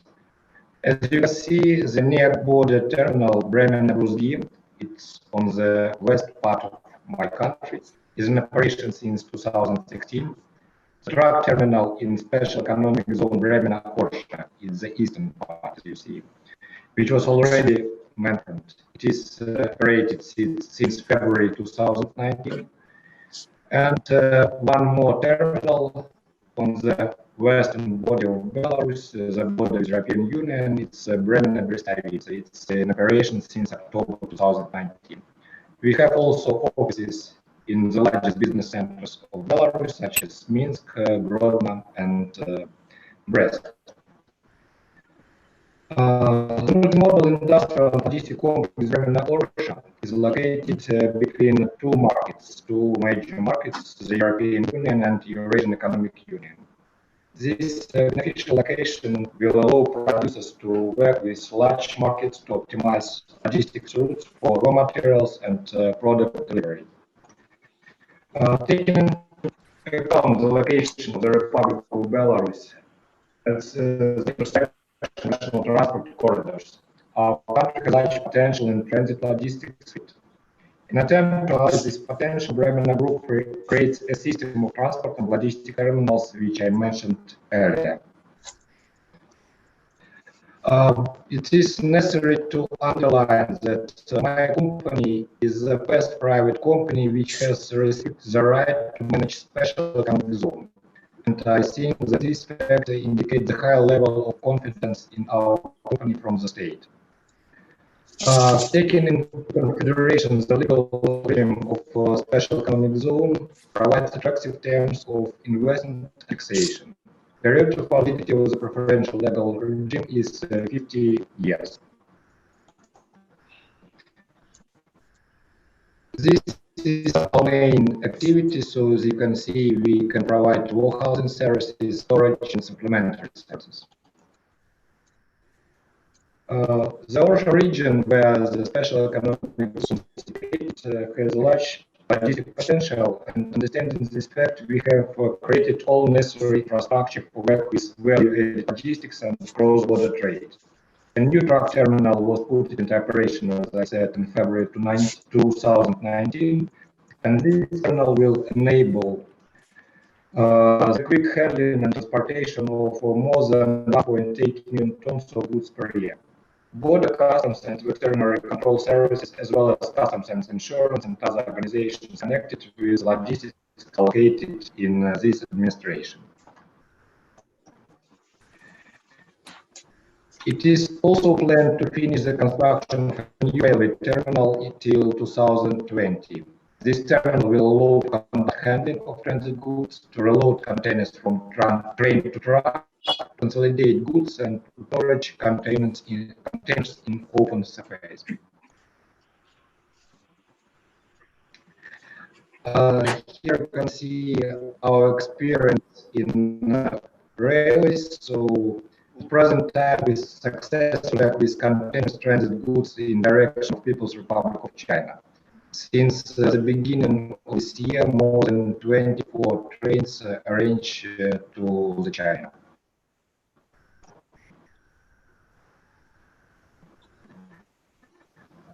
I think it's important to say that from November, we hope we will start to work with air terminal. It will be international cargo airfield Orsha with a specific feature for multimodal complex Bremen Orsha. At the present time, aircraft equipment and takeoff strips at the airfield are being modernized. And as I said, it will finish all constructions and necessary infrastructure till November 2020. It also will allow handling, storage, and customs clearance of air goods such as postal items, perishable and pharmaceutical products, articles of value.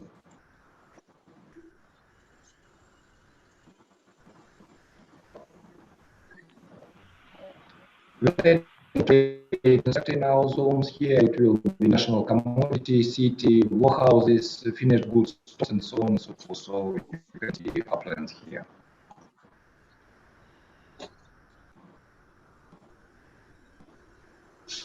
Here you can see some references which can obtain the residence of special economic zones. It means some customs preferences, exemptions in building legislation, tax benefits, migration and labor benefits. So all necessary information, if it will be interesting for Indonesian partners, we can provide.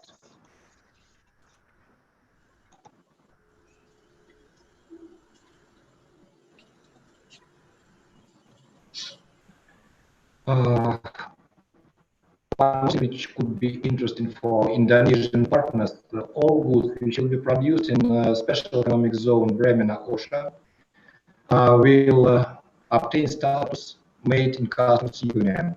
What this means? It means that you can sell your products not only in the Republic of Belarus but also on territory of the whole Eurasian Economic Union, Russian Federation, Kazakhstan, Kyrgyzstan, and Armenia.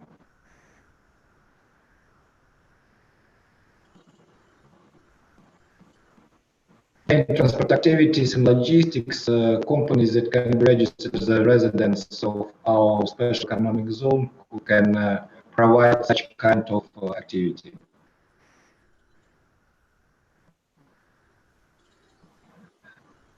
I think the most interesting part of presentation for Indonesian partners it's interesting for us to have good products for producers from Indonesia, from local dried fruits, berries, beverages, fish products, and seafood. And as my colleague said already, we can distribute these goods not only on the territory of Belarus, but also on the territory of Eurasian Economic Union. We have already practically all necessary facilities. We can store such kind of goods. We can assist for customs clearance, for all veterinary and sanitary procedures. So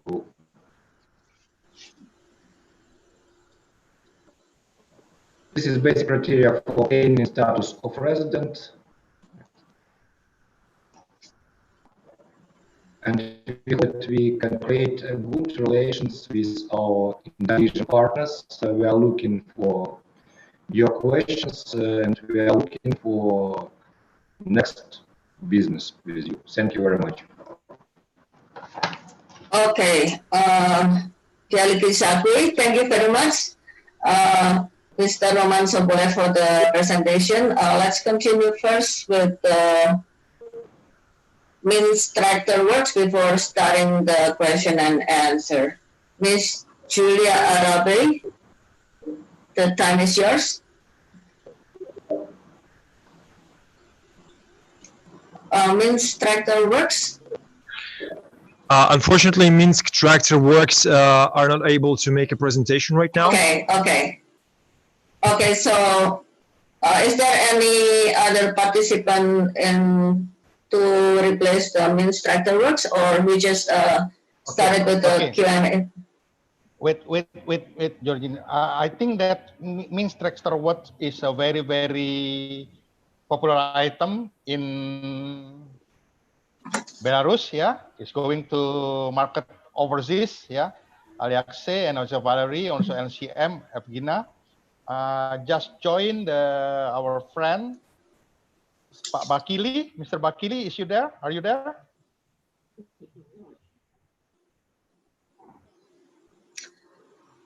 Mr. Sobolev, I think I've seen the Bremino group is in the special economic zone, right? Like Jababeka, Tanjung Lesung, something like that. I think you have started some communication with Indonesia before, with Jababeka, I guess. Am I correct? The matter is that we have two main activities, as I mentioned. First of all, we are a logistic company. The second one, we are managing company of special economic zone. So, of course, both of these activities connecting with each other, but we can work by both ways. So, as a logistic company, so we can provide all necessary logistic services, warehousing, storage, and so on and so forth.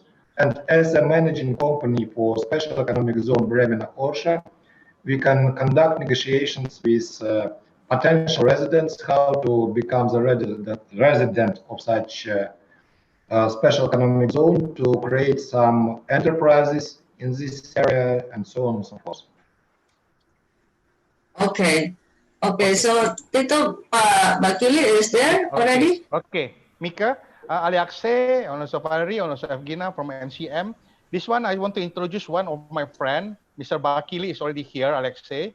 Mr. Bakili annually hold a various events promoting trade between Indonesia and overseas, and he has so many variants of event, and one of is they call it as INA agriculture. So he's the one of the very important guy in equipment for the agriculture, especially for the tractor, for the heavy equipment relating to agriculture, not only tractor, but also equipment for plants, palm plants, rubber plants, sugar cane, and I know very well, his company is a Global Expo Management. Pak Baki, please explain a little bit about the exhibition, and also about your company, and also what kind of support that you can give so the Minsk tractor or any other agriculture technology in Belarus that already developed can enter the Indonesian market. Pak Baki, please. Okay, thank you, Pak Tito. Yeah, let me introduce. I'm Bakili. Sorry, a little bit louder. Your volume is a little bit small. Okay, sorry, hold on. Let me try to check again. Okay, can you hear me? Yeah. It's okay? Yes, good. Okay. We are organizer for the inaugurated, we call Indonesia International Agriculture Equipment Exhibition. The show is about a third edition, but unfortunately this year the COVID-19 in Indonesia, so we have to postpone. The show will be held in this August. And totally about every year the show will be participated about 250 company. Mostly is coming overseas, and then many big brands from the tractor to join the exhibition, including from the Belarus, one of the quite big brand in here. This company has have the brands office in distributor Indonesia, the Belarus tractors, PT. I think that the name is a Belarus Tractor Indonesia. So they already have quite established Indonesia. And then we have other quite big brands like John Deere's, Velasco, and many some big local company from the Toyota manufacturing. They also have tractors, because this company, the supply to the PT Astra Agro every year about 2,000 units to this palm oil industry. So our exhibitions is specialized for the agriculture equipment. So you can find the information from the website. You can see inagritech-exhibition.net. Inagritech.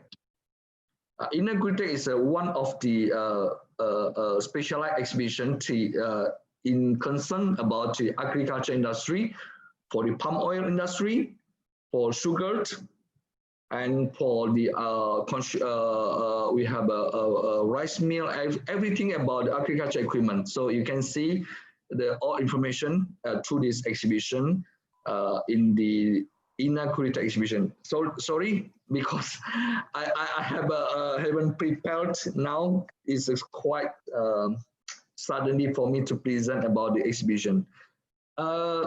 Tito, can you give me some time, about 10 minutes, to prepare the manual and to show you about this exhibition information? It's okay?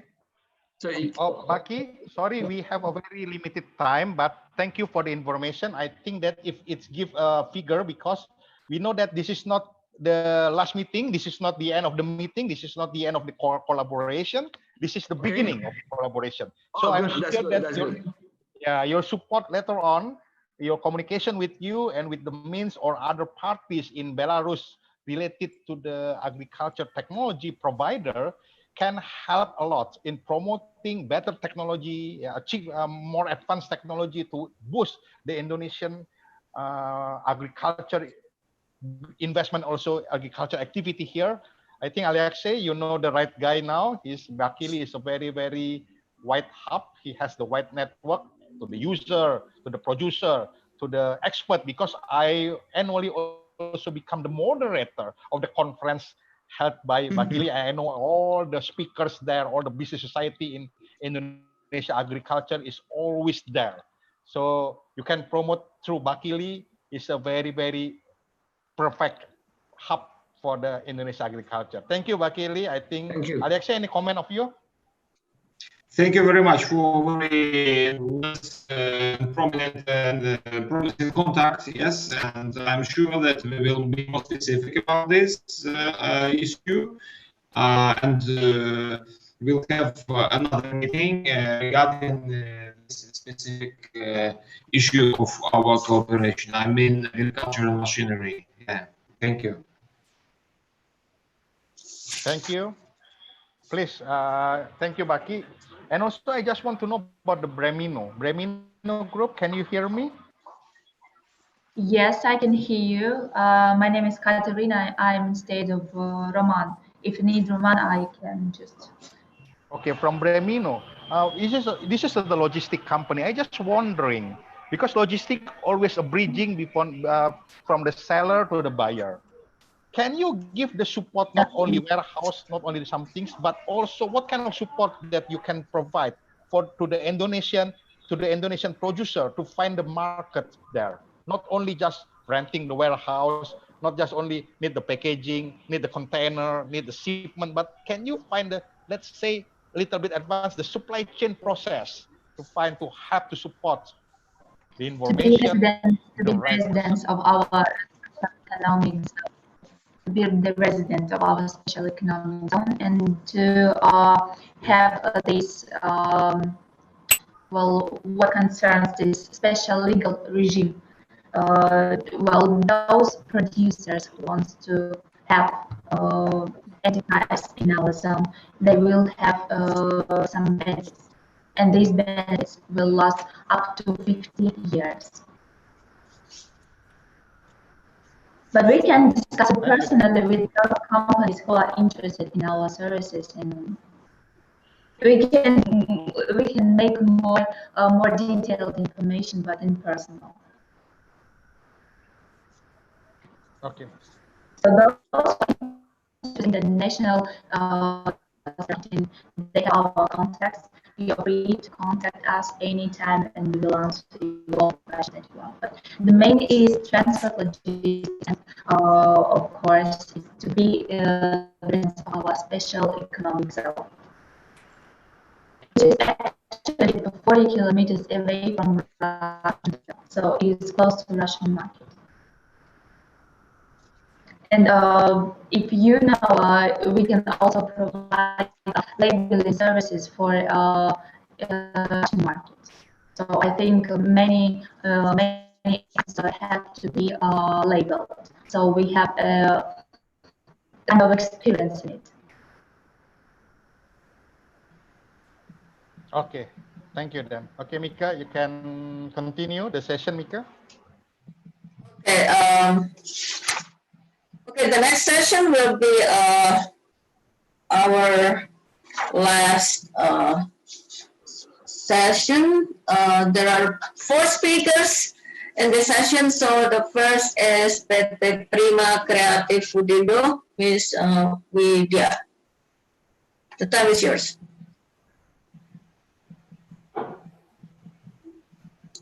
Miss Widya, you're still in mute. Please. Okay. Okay. Thank you, Mr. Tito, Ms. Mika, and team United TC.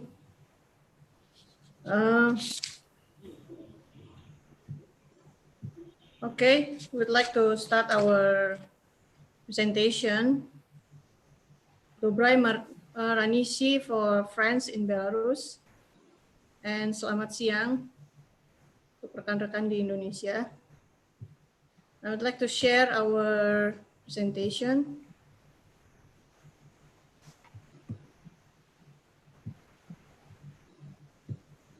Yeah. Okay. So Indonesia is very rich with spices. Yeah, with spices. So actually, Prima Creative Foodindo, creative in Indonesian language means creative. So we take this opportunity to mix and match those spices into interesting blend of rich seasoning products. So in this presentation, I will present about our company and our products. And you can contact Ms. Alexa here, our export manager for all these spices. Okay.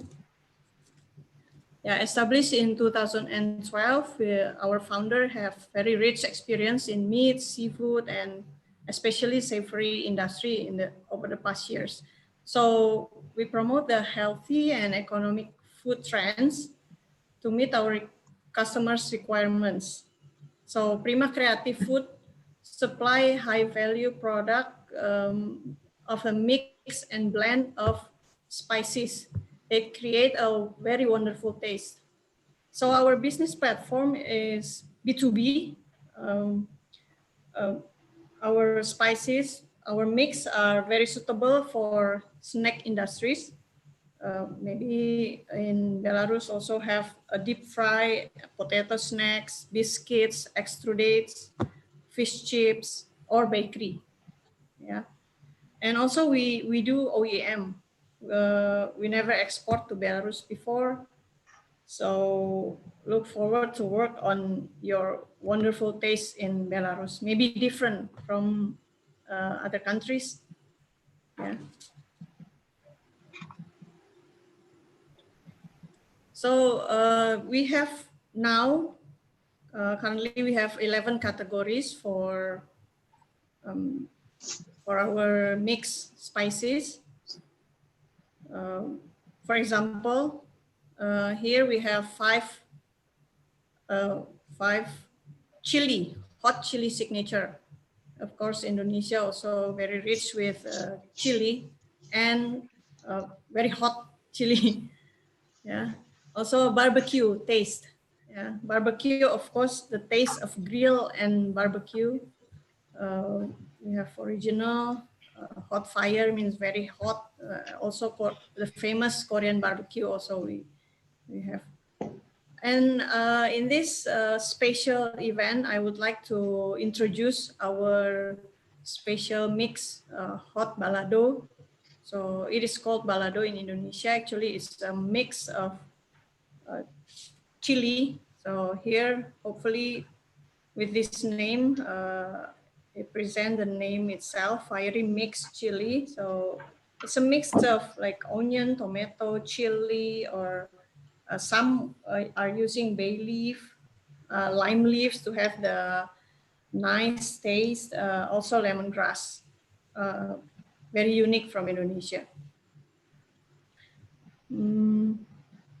Here we have another, yeah, corn category. So roasted corn, sweet corn, milky cheese corn, very famous in Indonesia. Also, maybe some of you already been to Indonesia before. Maybe you remember soto or taste of rendang, taste of fried rice, all in a powder form. So you can put them in your snacks, in your biscuits, something like that. Yeah. Also, if you like the Western taste, we can develop some like Frankfurter taste, pizza. Yeah, all together more than 50 very rich blend of spices. So very welcome to work with you all in Belarus. Maybe you all have different or special taste, delicious taste in Belarus. And also maybe some of you like Indonesian taste of food. Yeah. Yeah. So this powder are mix of some spices, which create a very nice taste. It's about lunchtime maybe in Belarus, so hopefully you're hungry to see this. Okay, thank you. It's all from Prima Creative Food. So thank you. Okay, thank you, Ms. Vidya from Prima Creative Food. So all companies in this section are all representing seasoning or spices. So the second presenter would be Ms. Vivi Widiana from Biliton Spices. Ms. Vivi, please, the time is yours. Biliton Rempah.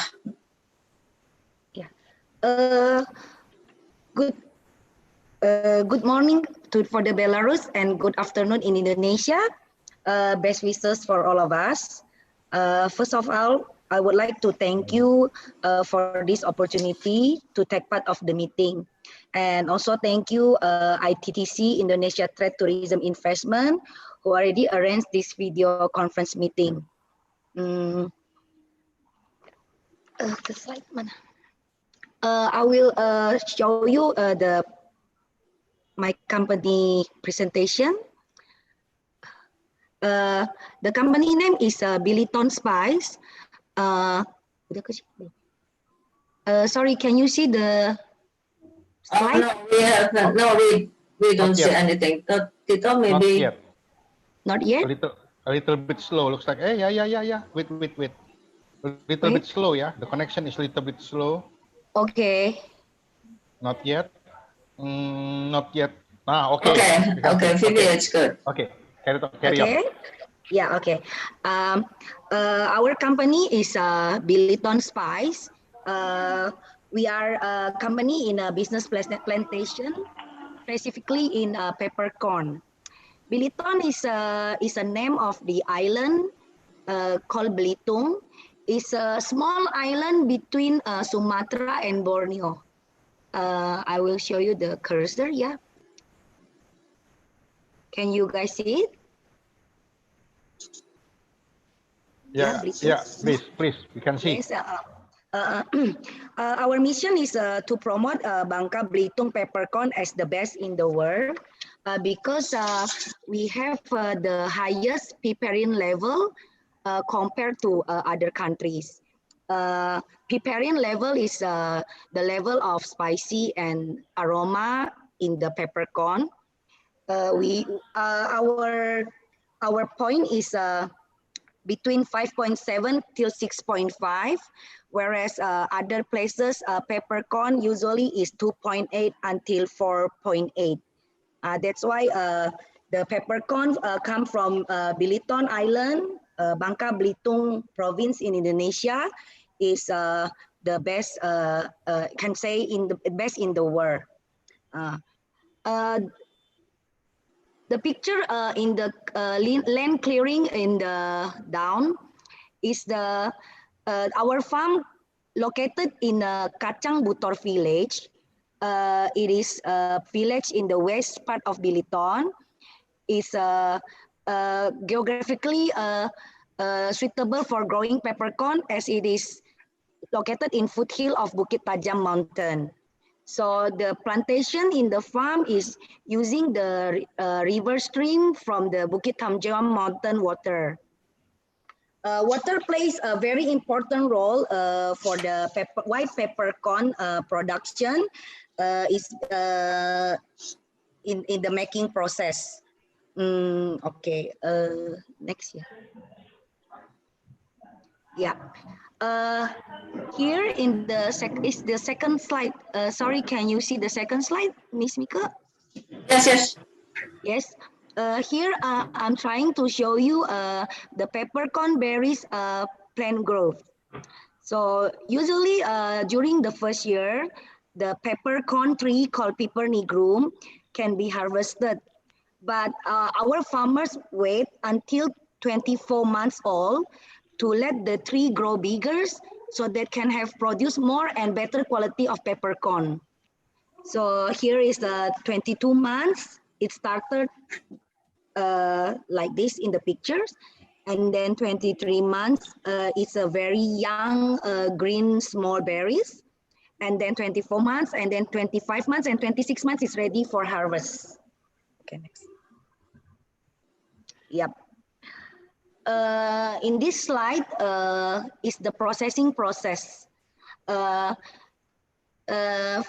the berries will be harvested by the farmer, and then in produce the white peppercorn, the berries need to be soaked in the streaming water. It's a flow river streaming water, and after soak for like 10 to 12 days, it will the skin will be peeled off, and then we make the drying process using traditional. It's a sun dry process. So that's why and the drying process usually takes about 2 to 3 days with the sunny sun. And that's why when come with the white peppercorn, sometimes you will see like the color will be brighter, or sometimes will be more ivory or even brown or darker. This is due to the sun natural on the day. If it's sunny, then it will be brighter. But if like sunny and then gloomy day, then the white peppercorn will be a bit brown or a bit ivory. Both white and black peppercorn is come from the same tree, the Piper nigrum. And basically the white peppercorn is without the skin, and the black peppercorn is with the skin. That's why in a culinary, when you look for a spicy or hotter taste, it will be white peppercorn. And for the black peppercorn, they have a stronger aroma. Yep. Next. This is the production and the packaging process. So after we sort the best quality of the peppercorn, it will be packed in the hygienic glass bottle, And then we press and seal to preserve the freshness. And the product also come with a built-in grinder for easily and practice use. Yeah.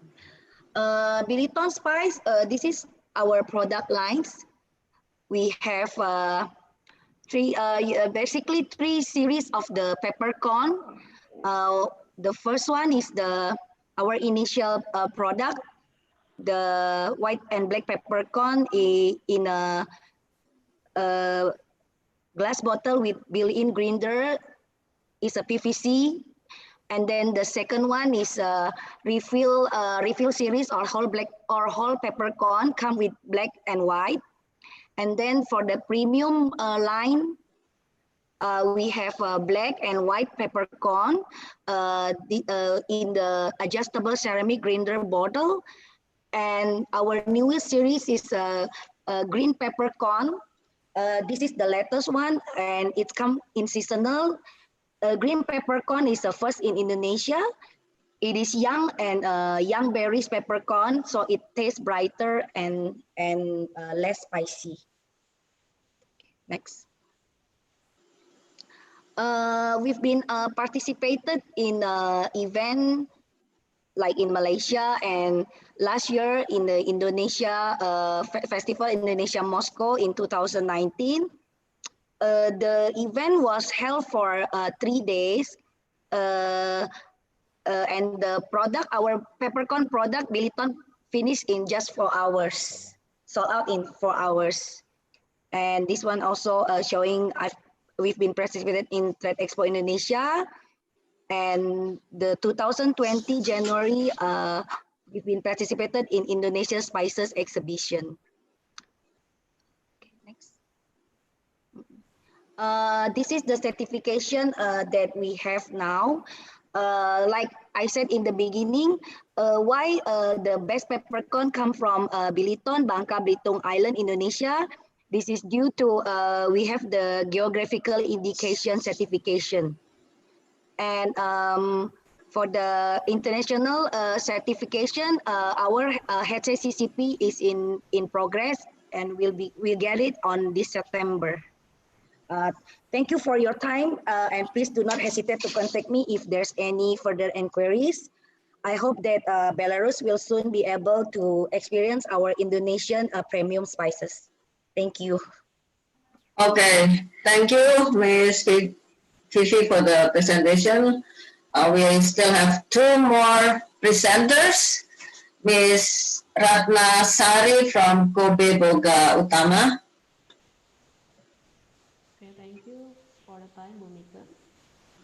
Could you talk louder? Okay. Okay. Is it okay now? Yeah, it's better. Okay. Thanks for the time and good day to all participants. It is my pleasure to have a chance to present our company, PT Kobe Boga Utama. Okay. PT Kobe Boga Utama is a food manufacturer and exporter company, and we start since 1979 and has distributed its product through Indonesia and also has exported its product to several countries in European, Asia, Australia, and United States. Sorry, okay. And we started with the seasoning flour at the beginning, followed by other products such as Indonesian spices, air-dried noodles, chili sprinkles, chili sauce, oyster sauce, and many more. We have been in these industries around 40 years, and currently we hold ISO 22000 HACCP halal certificates. We have several brands. Our home brand, about 5 brands: Kobe, Bali Kitchen, Bon Chili, Selera Sauce Tiram, and Lada Kobe white pepper powder. And especially for the Bali Kitchen, we developed this brand for export market. With these brands, we produce Indonesian authentic cuisine like satay sauce, and then ketchup, seasoning paste like nasi goreng, mie goreng. But besides produce for our own brand, we also welcome private label and OEM inquiries. Bu Ratna from Yes. Kobe. Yeah. Do you want to share some presentation or just Oh, okay. Sorry. do Sorry. Okay. Can you see now, Pak? Yeah, okay. Yeah, okay, Sorry. better having I presentation. forgot. Okay, please. Okay. So this all our brands. Kobe for coating mixed flour, Bali Kitchen for air dried noodles, seasoning paste, chili sauce, sambal, chili sprinkles, peanut satay sauce, and some other chili sauce. And for Bon Chili, this is a spicy chili sprinkle that we developed. I think this is first in this category that we blend many kind of spices with chili sprinkle, so it can enhance the flavor of your meals. And besides, and now the new SKU for this brand is instant noodle. We just launching a spicy mie goreng Bon Chili instant noodle. And then we have currently we also this is our distribution channel. We already distributed our product to, I think, almost all over Indonesia. We already distributed to modern and traditional retail channel, such as Hypermart, Carrefour, Alfamart, Indomart, Giant, and others local chains. While for worldwide distribution, we already cover some European countries like Germany, France, Poland, Norway, Netherlands, Malta, and North America like United States of America. And for Asian, we already distribute our Bali Kitchen, Kobe, and other brands to Malaysia, Brunei, Hong Kong, Taiwan, China, Japan, South Korea, India, King Saudi Arabia, Singapore, and Philippines. And the rest is Australia. So our company holds these certificates, halal, like I said, the HACCP and ISO 22000. So I think that's a little bit about our company, Pak. So I hope with this event, we can explore cooperation with company from Belarus, especially in the product category, which in our expertise. Thank you, Pak. Okay, thank you, Ms. Ratnasari from Kobe Boga Utama. So we have, yeah, Please. sorry, Tito. Stop sharing the screen then. Okay, Bu Ratna, please stop share. Oh yeah, okay. Okay, so we come to our last presenter for this spices section, Mr. Tarcisius Marianto from Rodamas International.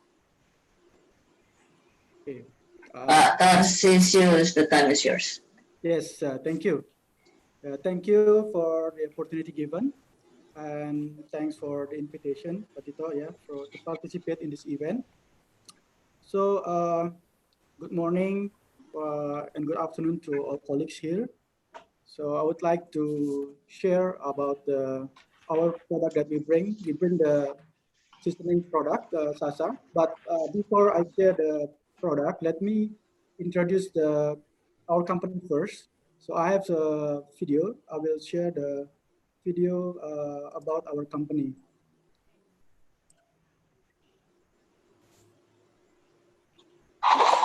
Rodamas Inti International, a proud member of Rodamas Group, a successful Indonesian conglomerate with diverse and active business lines. Our products can be found from your everyday needs, such as personal care products, home care products, chemical products,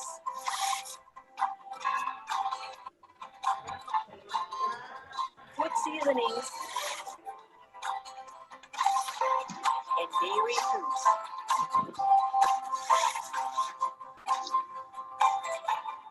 Along with its flexible packaging, also housing and building materials, from air conditioning systems,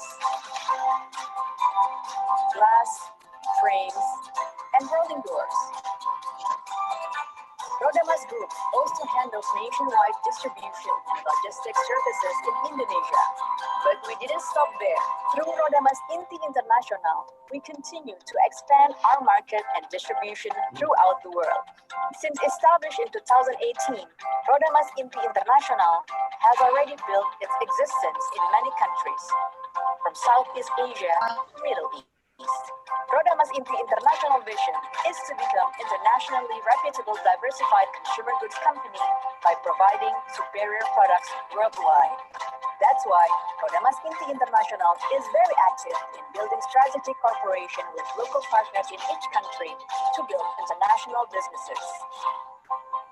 Rodamas Inti International will keep pushing its global market existence to improve welfare and quality of life.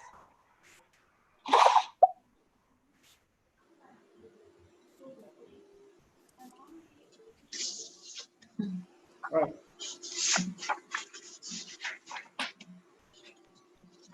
So that's in brief for our company. Now I'm going to share with you about the Rodamas Inti International. So previously we already mentioned in the video that Rodamas Inti International is a part of the Rodamas group of company. So we are located the headquarters in Jakarta. Rodamas group of company actually is established in 1951, and it already been many years to invest manufacturing to deliver international quality product for Indonesian mostly and the regional market. And the group now has around 15 subsidiaries with a total group more than 2.5 billion US dollar. So we look at here the group business line. We have distribution, and then this is only covering the Indonesian market. And then number 2 and number 3 is basically is a consumer consumer goods packaging goods. This one we have cheese and personal care and also Sasa. And the other one is healthcare with Hisamitsu.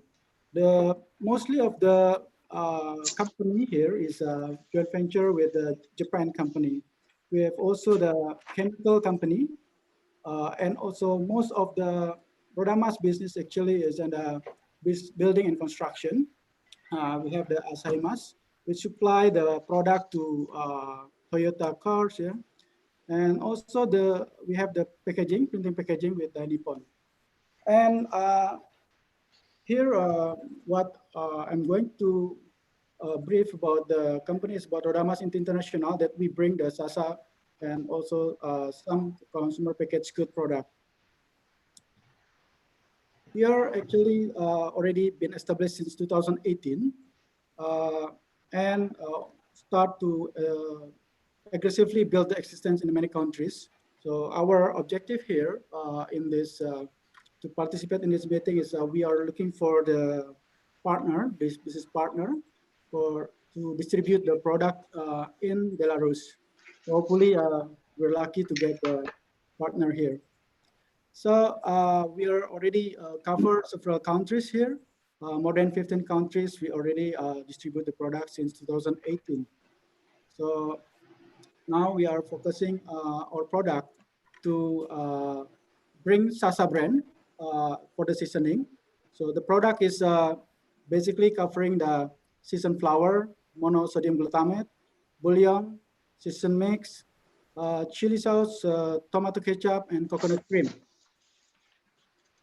And this is our factory. We have several factory here. This one is a factory in Gending, Probolinggo, with the land around 42 hectares there. We have produced the monosodium glutamate, and also on the left one, this is the office. We have in this factory we have already a certificate with halal and also HACCP and ISO. Now this one is the for the Sasa product. We already been supported by the some of certificate, yeah, ISO and HACCP, and also we already registered for REX actually for Europe. The product that we offer to the global market now is some product that already been in the market is MSG and coconut. This one is more to the commodity product because I think this one for us, the biggest contribution in the product is going to the MSG and also coconut paints product. Also, we also have some seasoning product here, seasoned flour, and we have some chili product, also sauce, tomato ketchup. Yeah. And we also introduced some authentic Indonesian taste, which already been marketed in several countries for this product. Beside the seasoning, we have now another facility of factory. We have the factory of coconut in Minahasa, South Minahasa factory.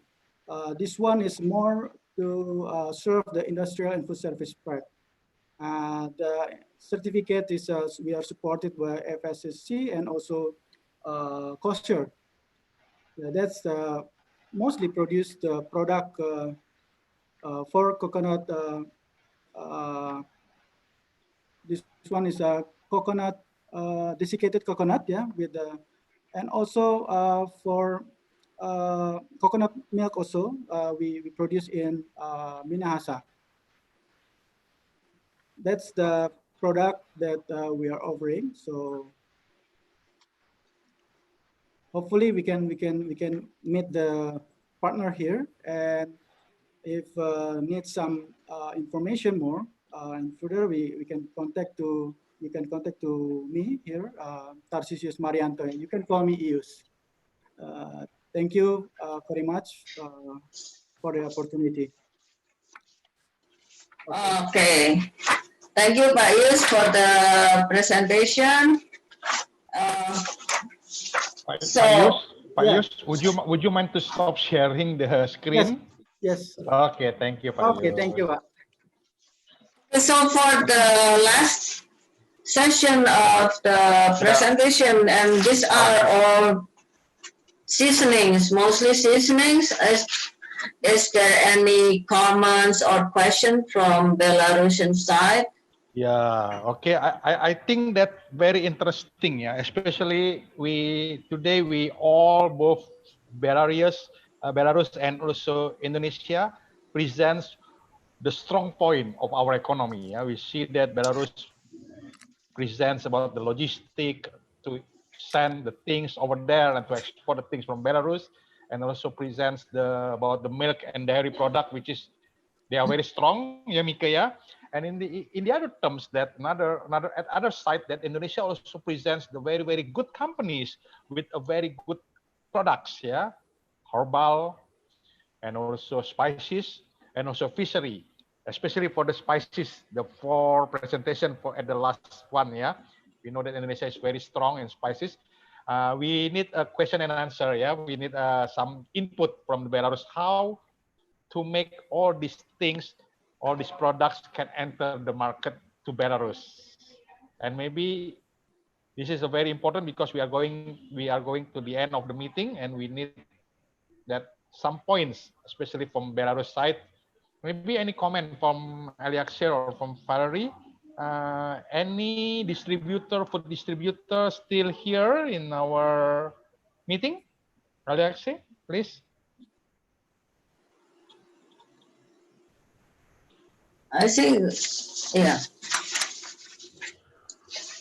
Is there any steel company related to the food Before, distributor or something? yeah, before it was Dobrada, but I don't know whether they're still here or not. Or from Miss Evgenia from the NCM, any conclusion about how to make these things more progress? Because this is the first meeting, of course. This is the first meeting. We meet each other, we see each other, we learn about the things. We get so many excellent information from Belarus also, and hope the Belarusian also receive some very good prospect from Indonesian. Maybe Ms. Evgenia? Definitely. All the presentations regarding the last session were very informative, and actually there is potential in spices and I think even herbs in the Republic of Belarus, because the country is buying from different countries these specific products. I don't know if it's already has any trade results with Indonesia, but there is also room for improvement. That's why I would also suggest registering on our portal Expert BY. We as well can assist in making marketing research for these companies to determine the potential to find potential partners here and determine the situation, how it could be beneficial for them working in the market. And we may even arrange a video conference for them with potential partners a little bit later if we have an inquiry from these companies. So we may make a search, make a list of these companies, importers, and perhaps held a video conference for them. So it's just for offer for consideration. Okay, thank you very much for the information. Then I think it's very good meeting, yeah. Good meeting today, and we especially for all parties, we thank you very much because all follow the rundown, the duration of the speech, the duration of the presentation run precisely because now it is about 1600 Indonesia time, and I think about the maybe what time there in Belarus. It's midday. It's midday. It's really good result for the first meeting. More than 80 participants. It's really very good result, and we see here not only Jakarta and Minsk, not only the capitals of our countries, but we see regions. We see Belitung, we see regions of Belarus, we see Singapore and Russia as well. And so the geography is really very wide. And I'm sure that the meeting, the follow-up will be very resultive. And as for the embassy, we are ready to facilitate facilitation for all these companies. Don't hesitate to contact us, and we are ready and to make more promising things, including other events in Zoom and so on. Okay, thank you very much. Then I think it's a rundown. If we are take a look at the rundown, 1600.5 and also 12 past 5 minutes. It means time. Then it's now time for closing remarks. Yeah, and please, Bu Sarah, to closing remarks for all parties for this meeting.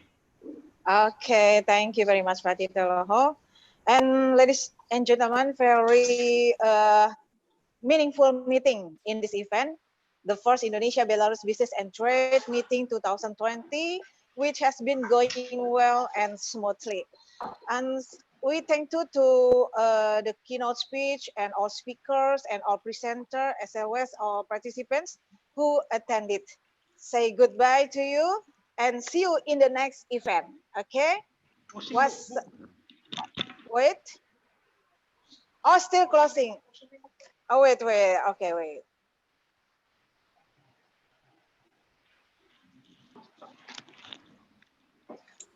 Okay, now we are closing remark.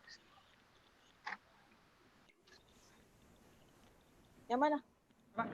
Welcome yang reposting remark dubes-dubesnya itu. Oh, wait Pak, we cannot.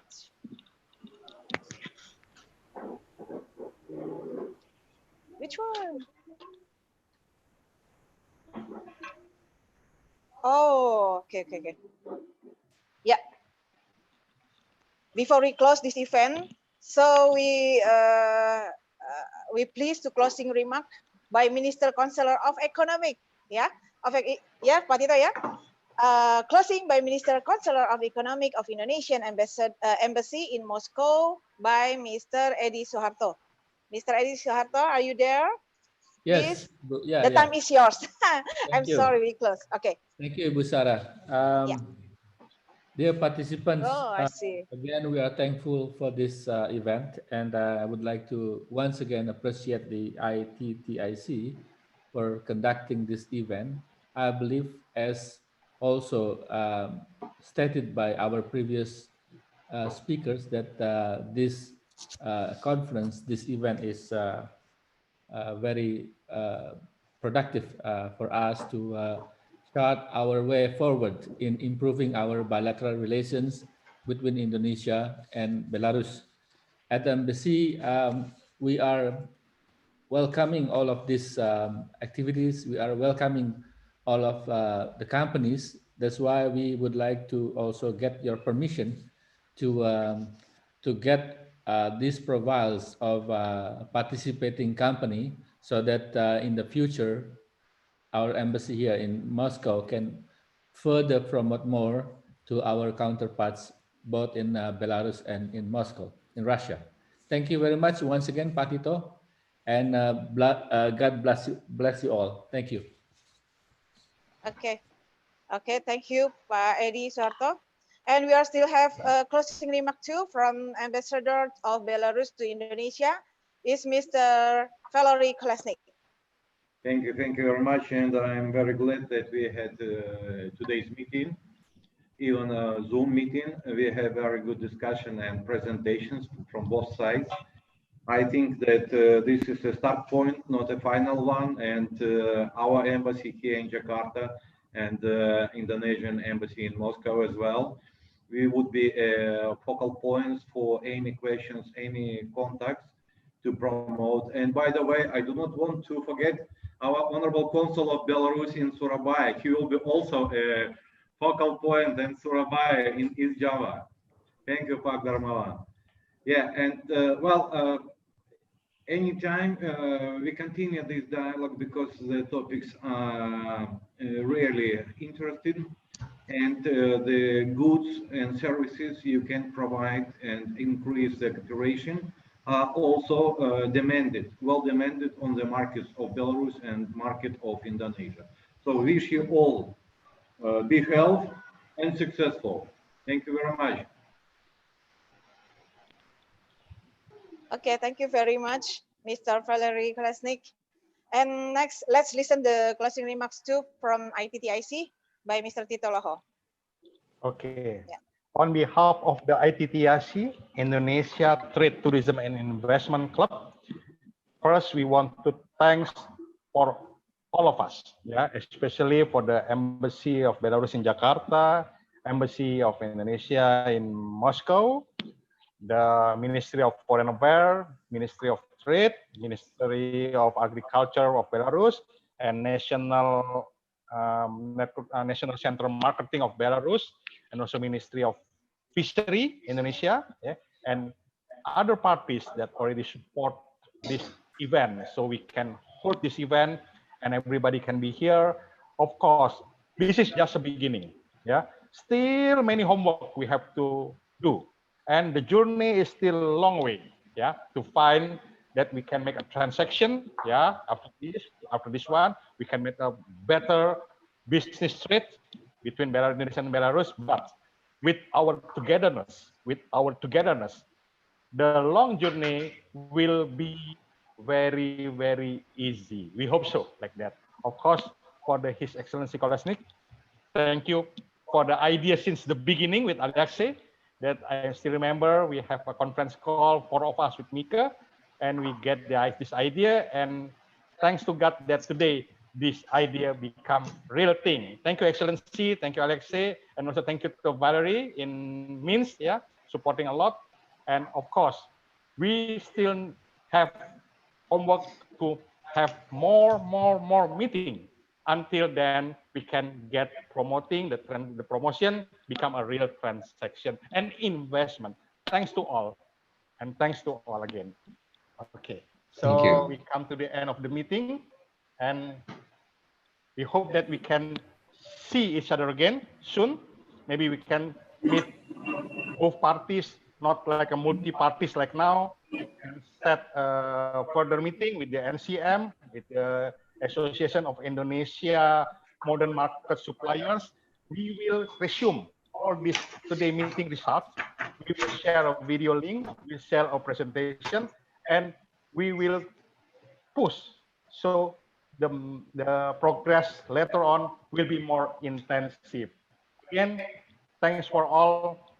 Thanks to God that we can meet today in this meeting, and we hope that can bring luck and benefit for all of us. Thank you, everybody.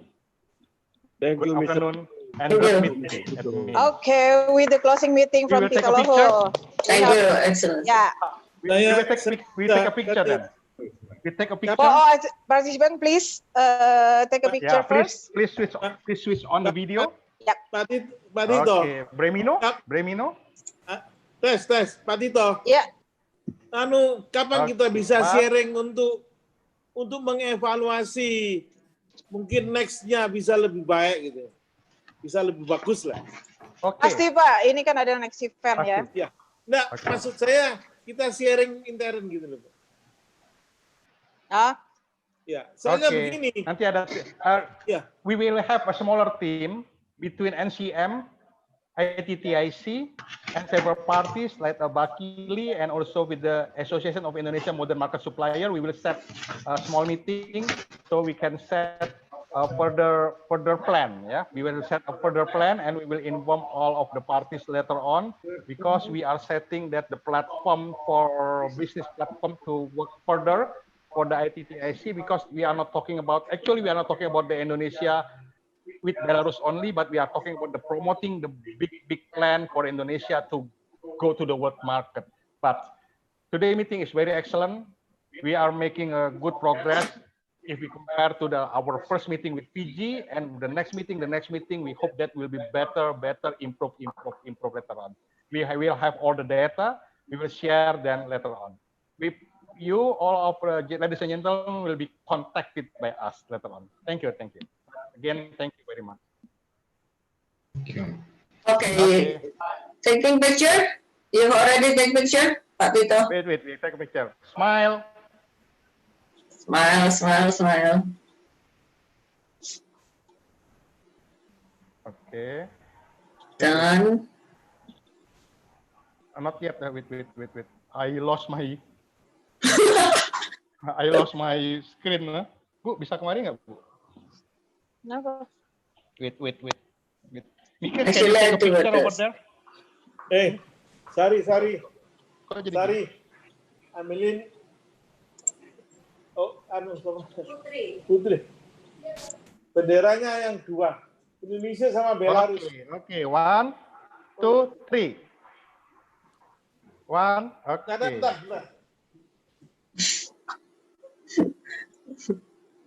Oh, okay, Pak. Okay, thank you. Okay, thank you, everybody. Thank you, everybody. It's nice. Thank you, Excellency. Thank you, everyone. Thank you, everyone. Okay, thank you very everybody. Thank you very much. Everybody. Thank you. Thank Yeah, you, goodbye. Thank you,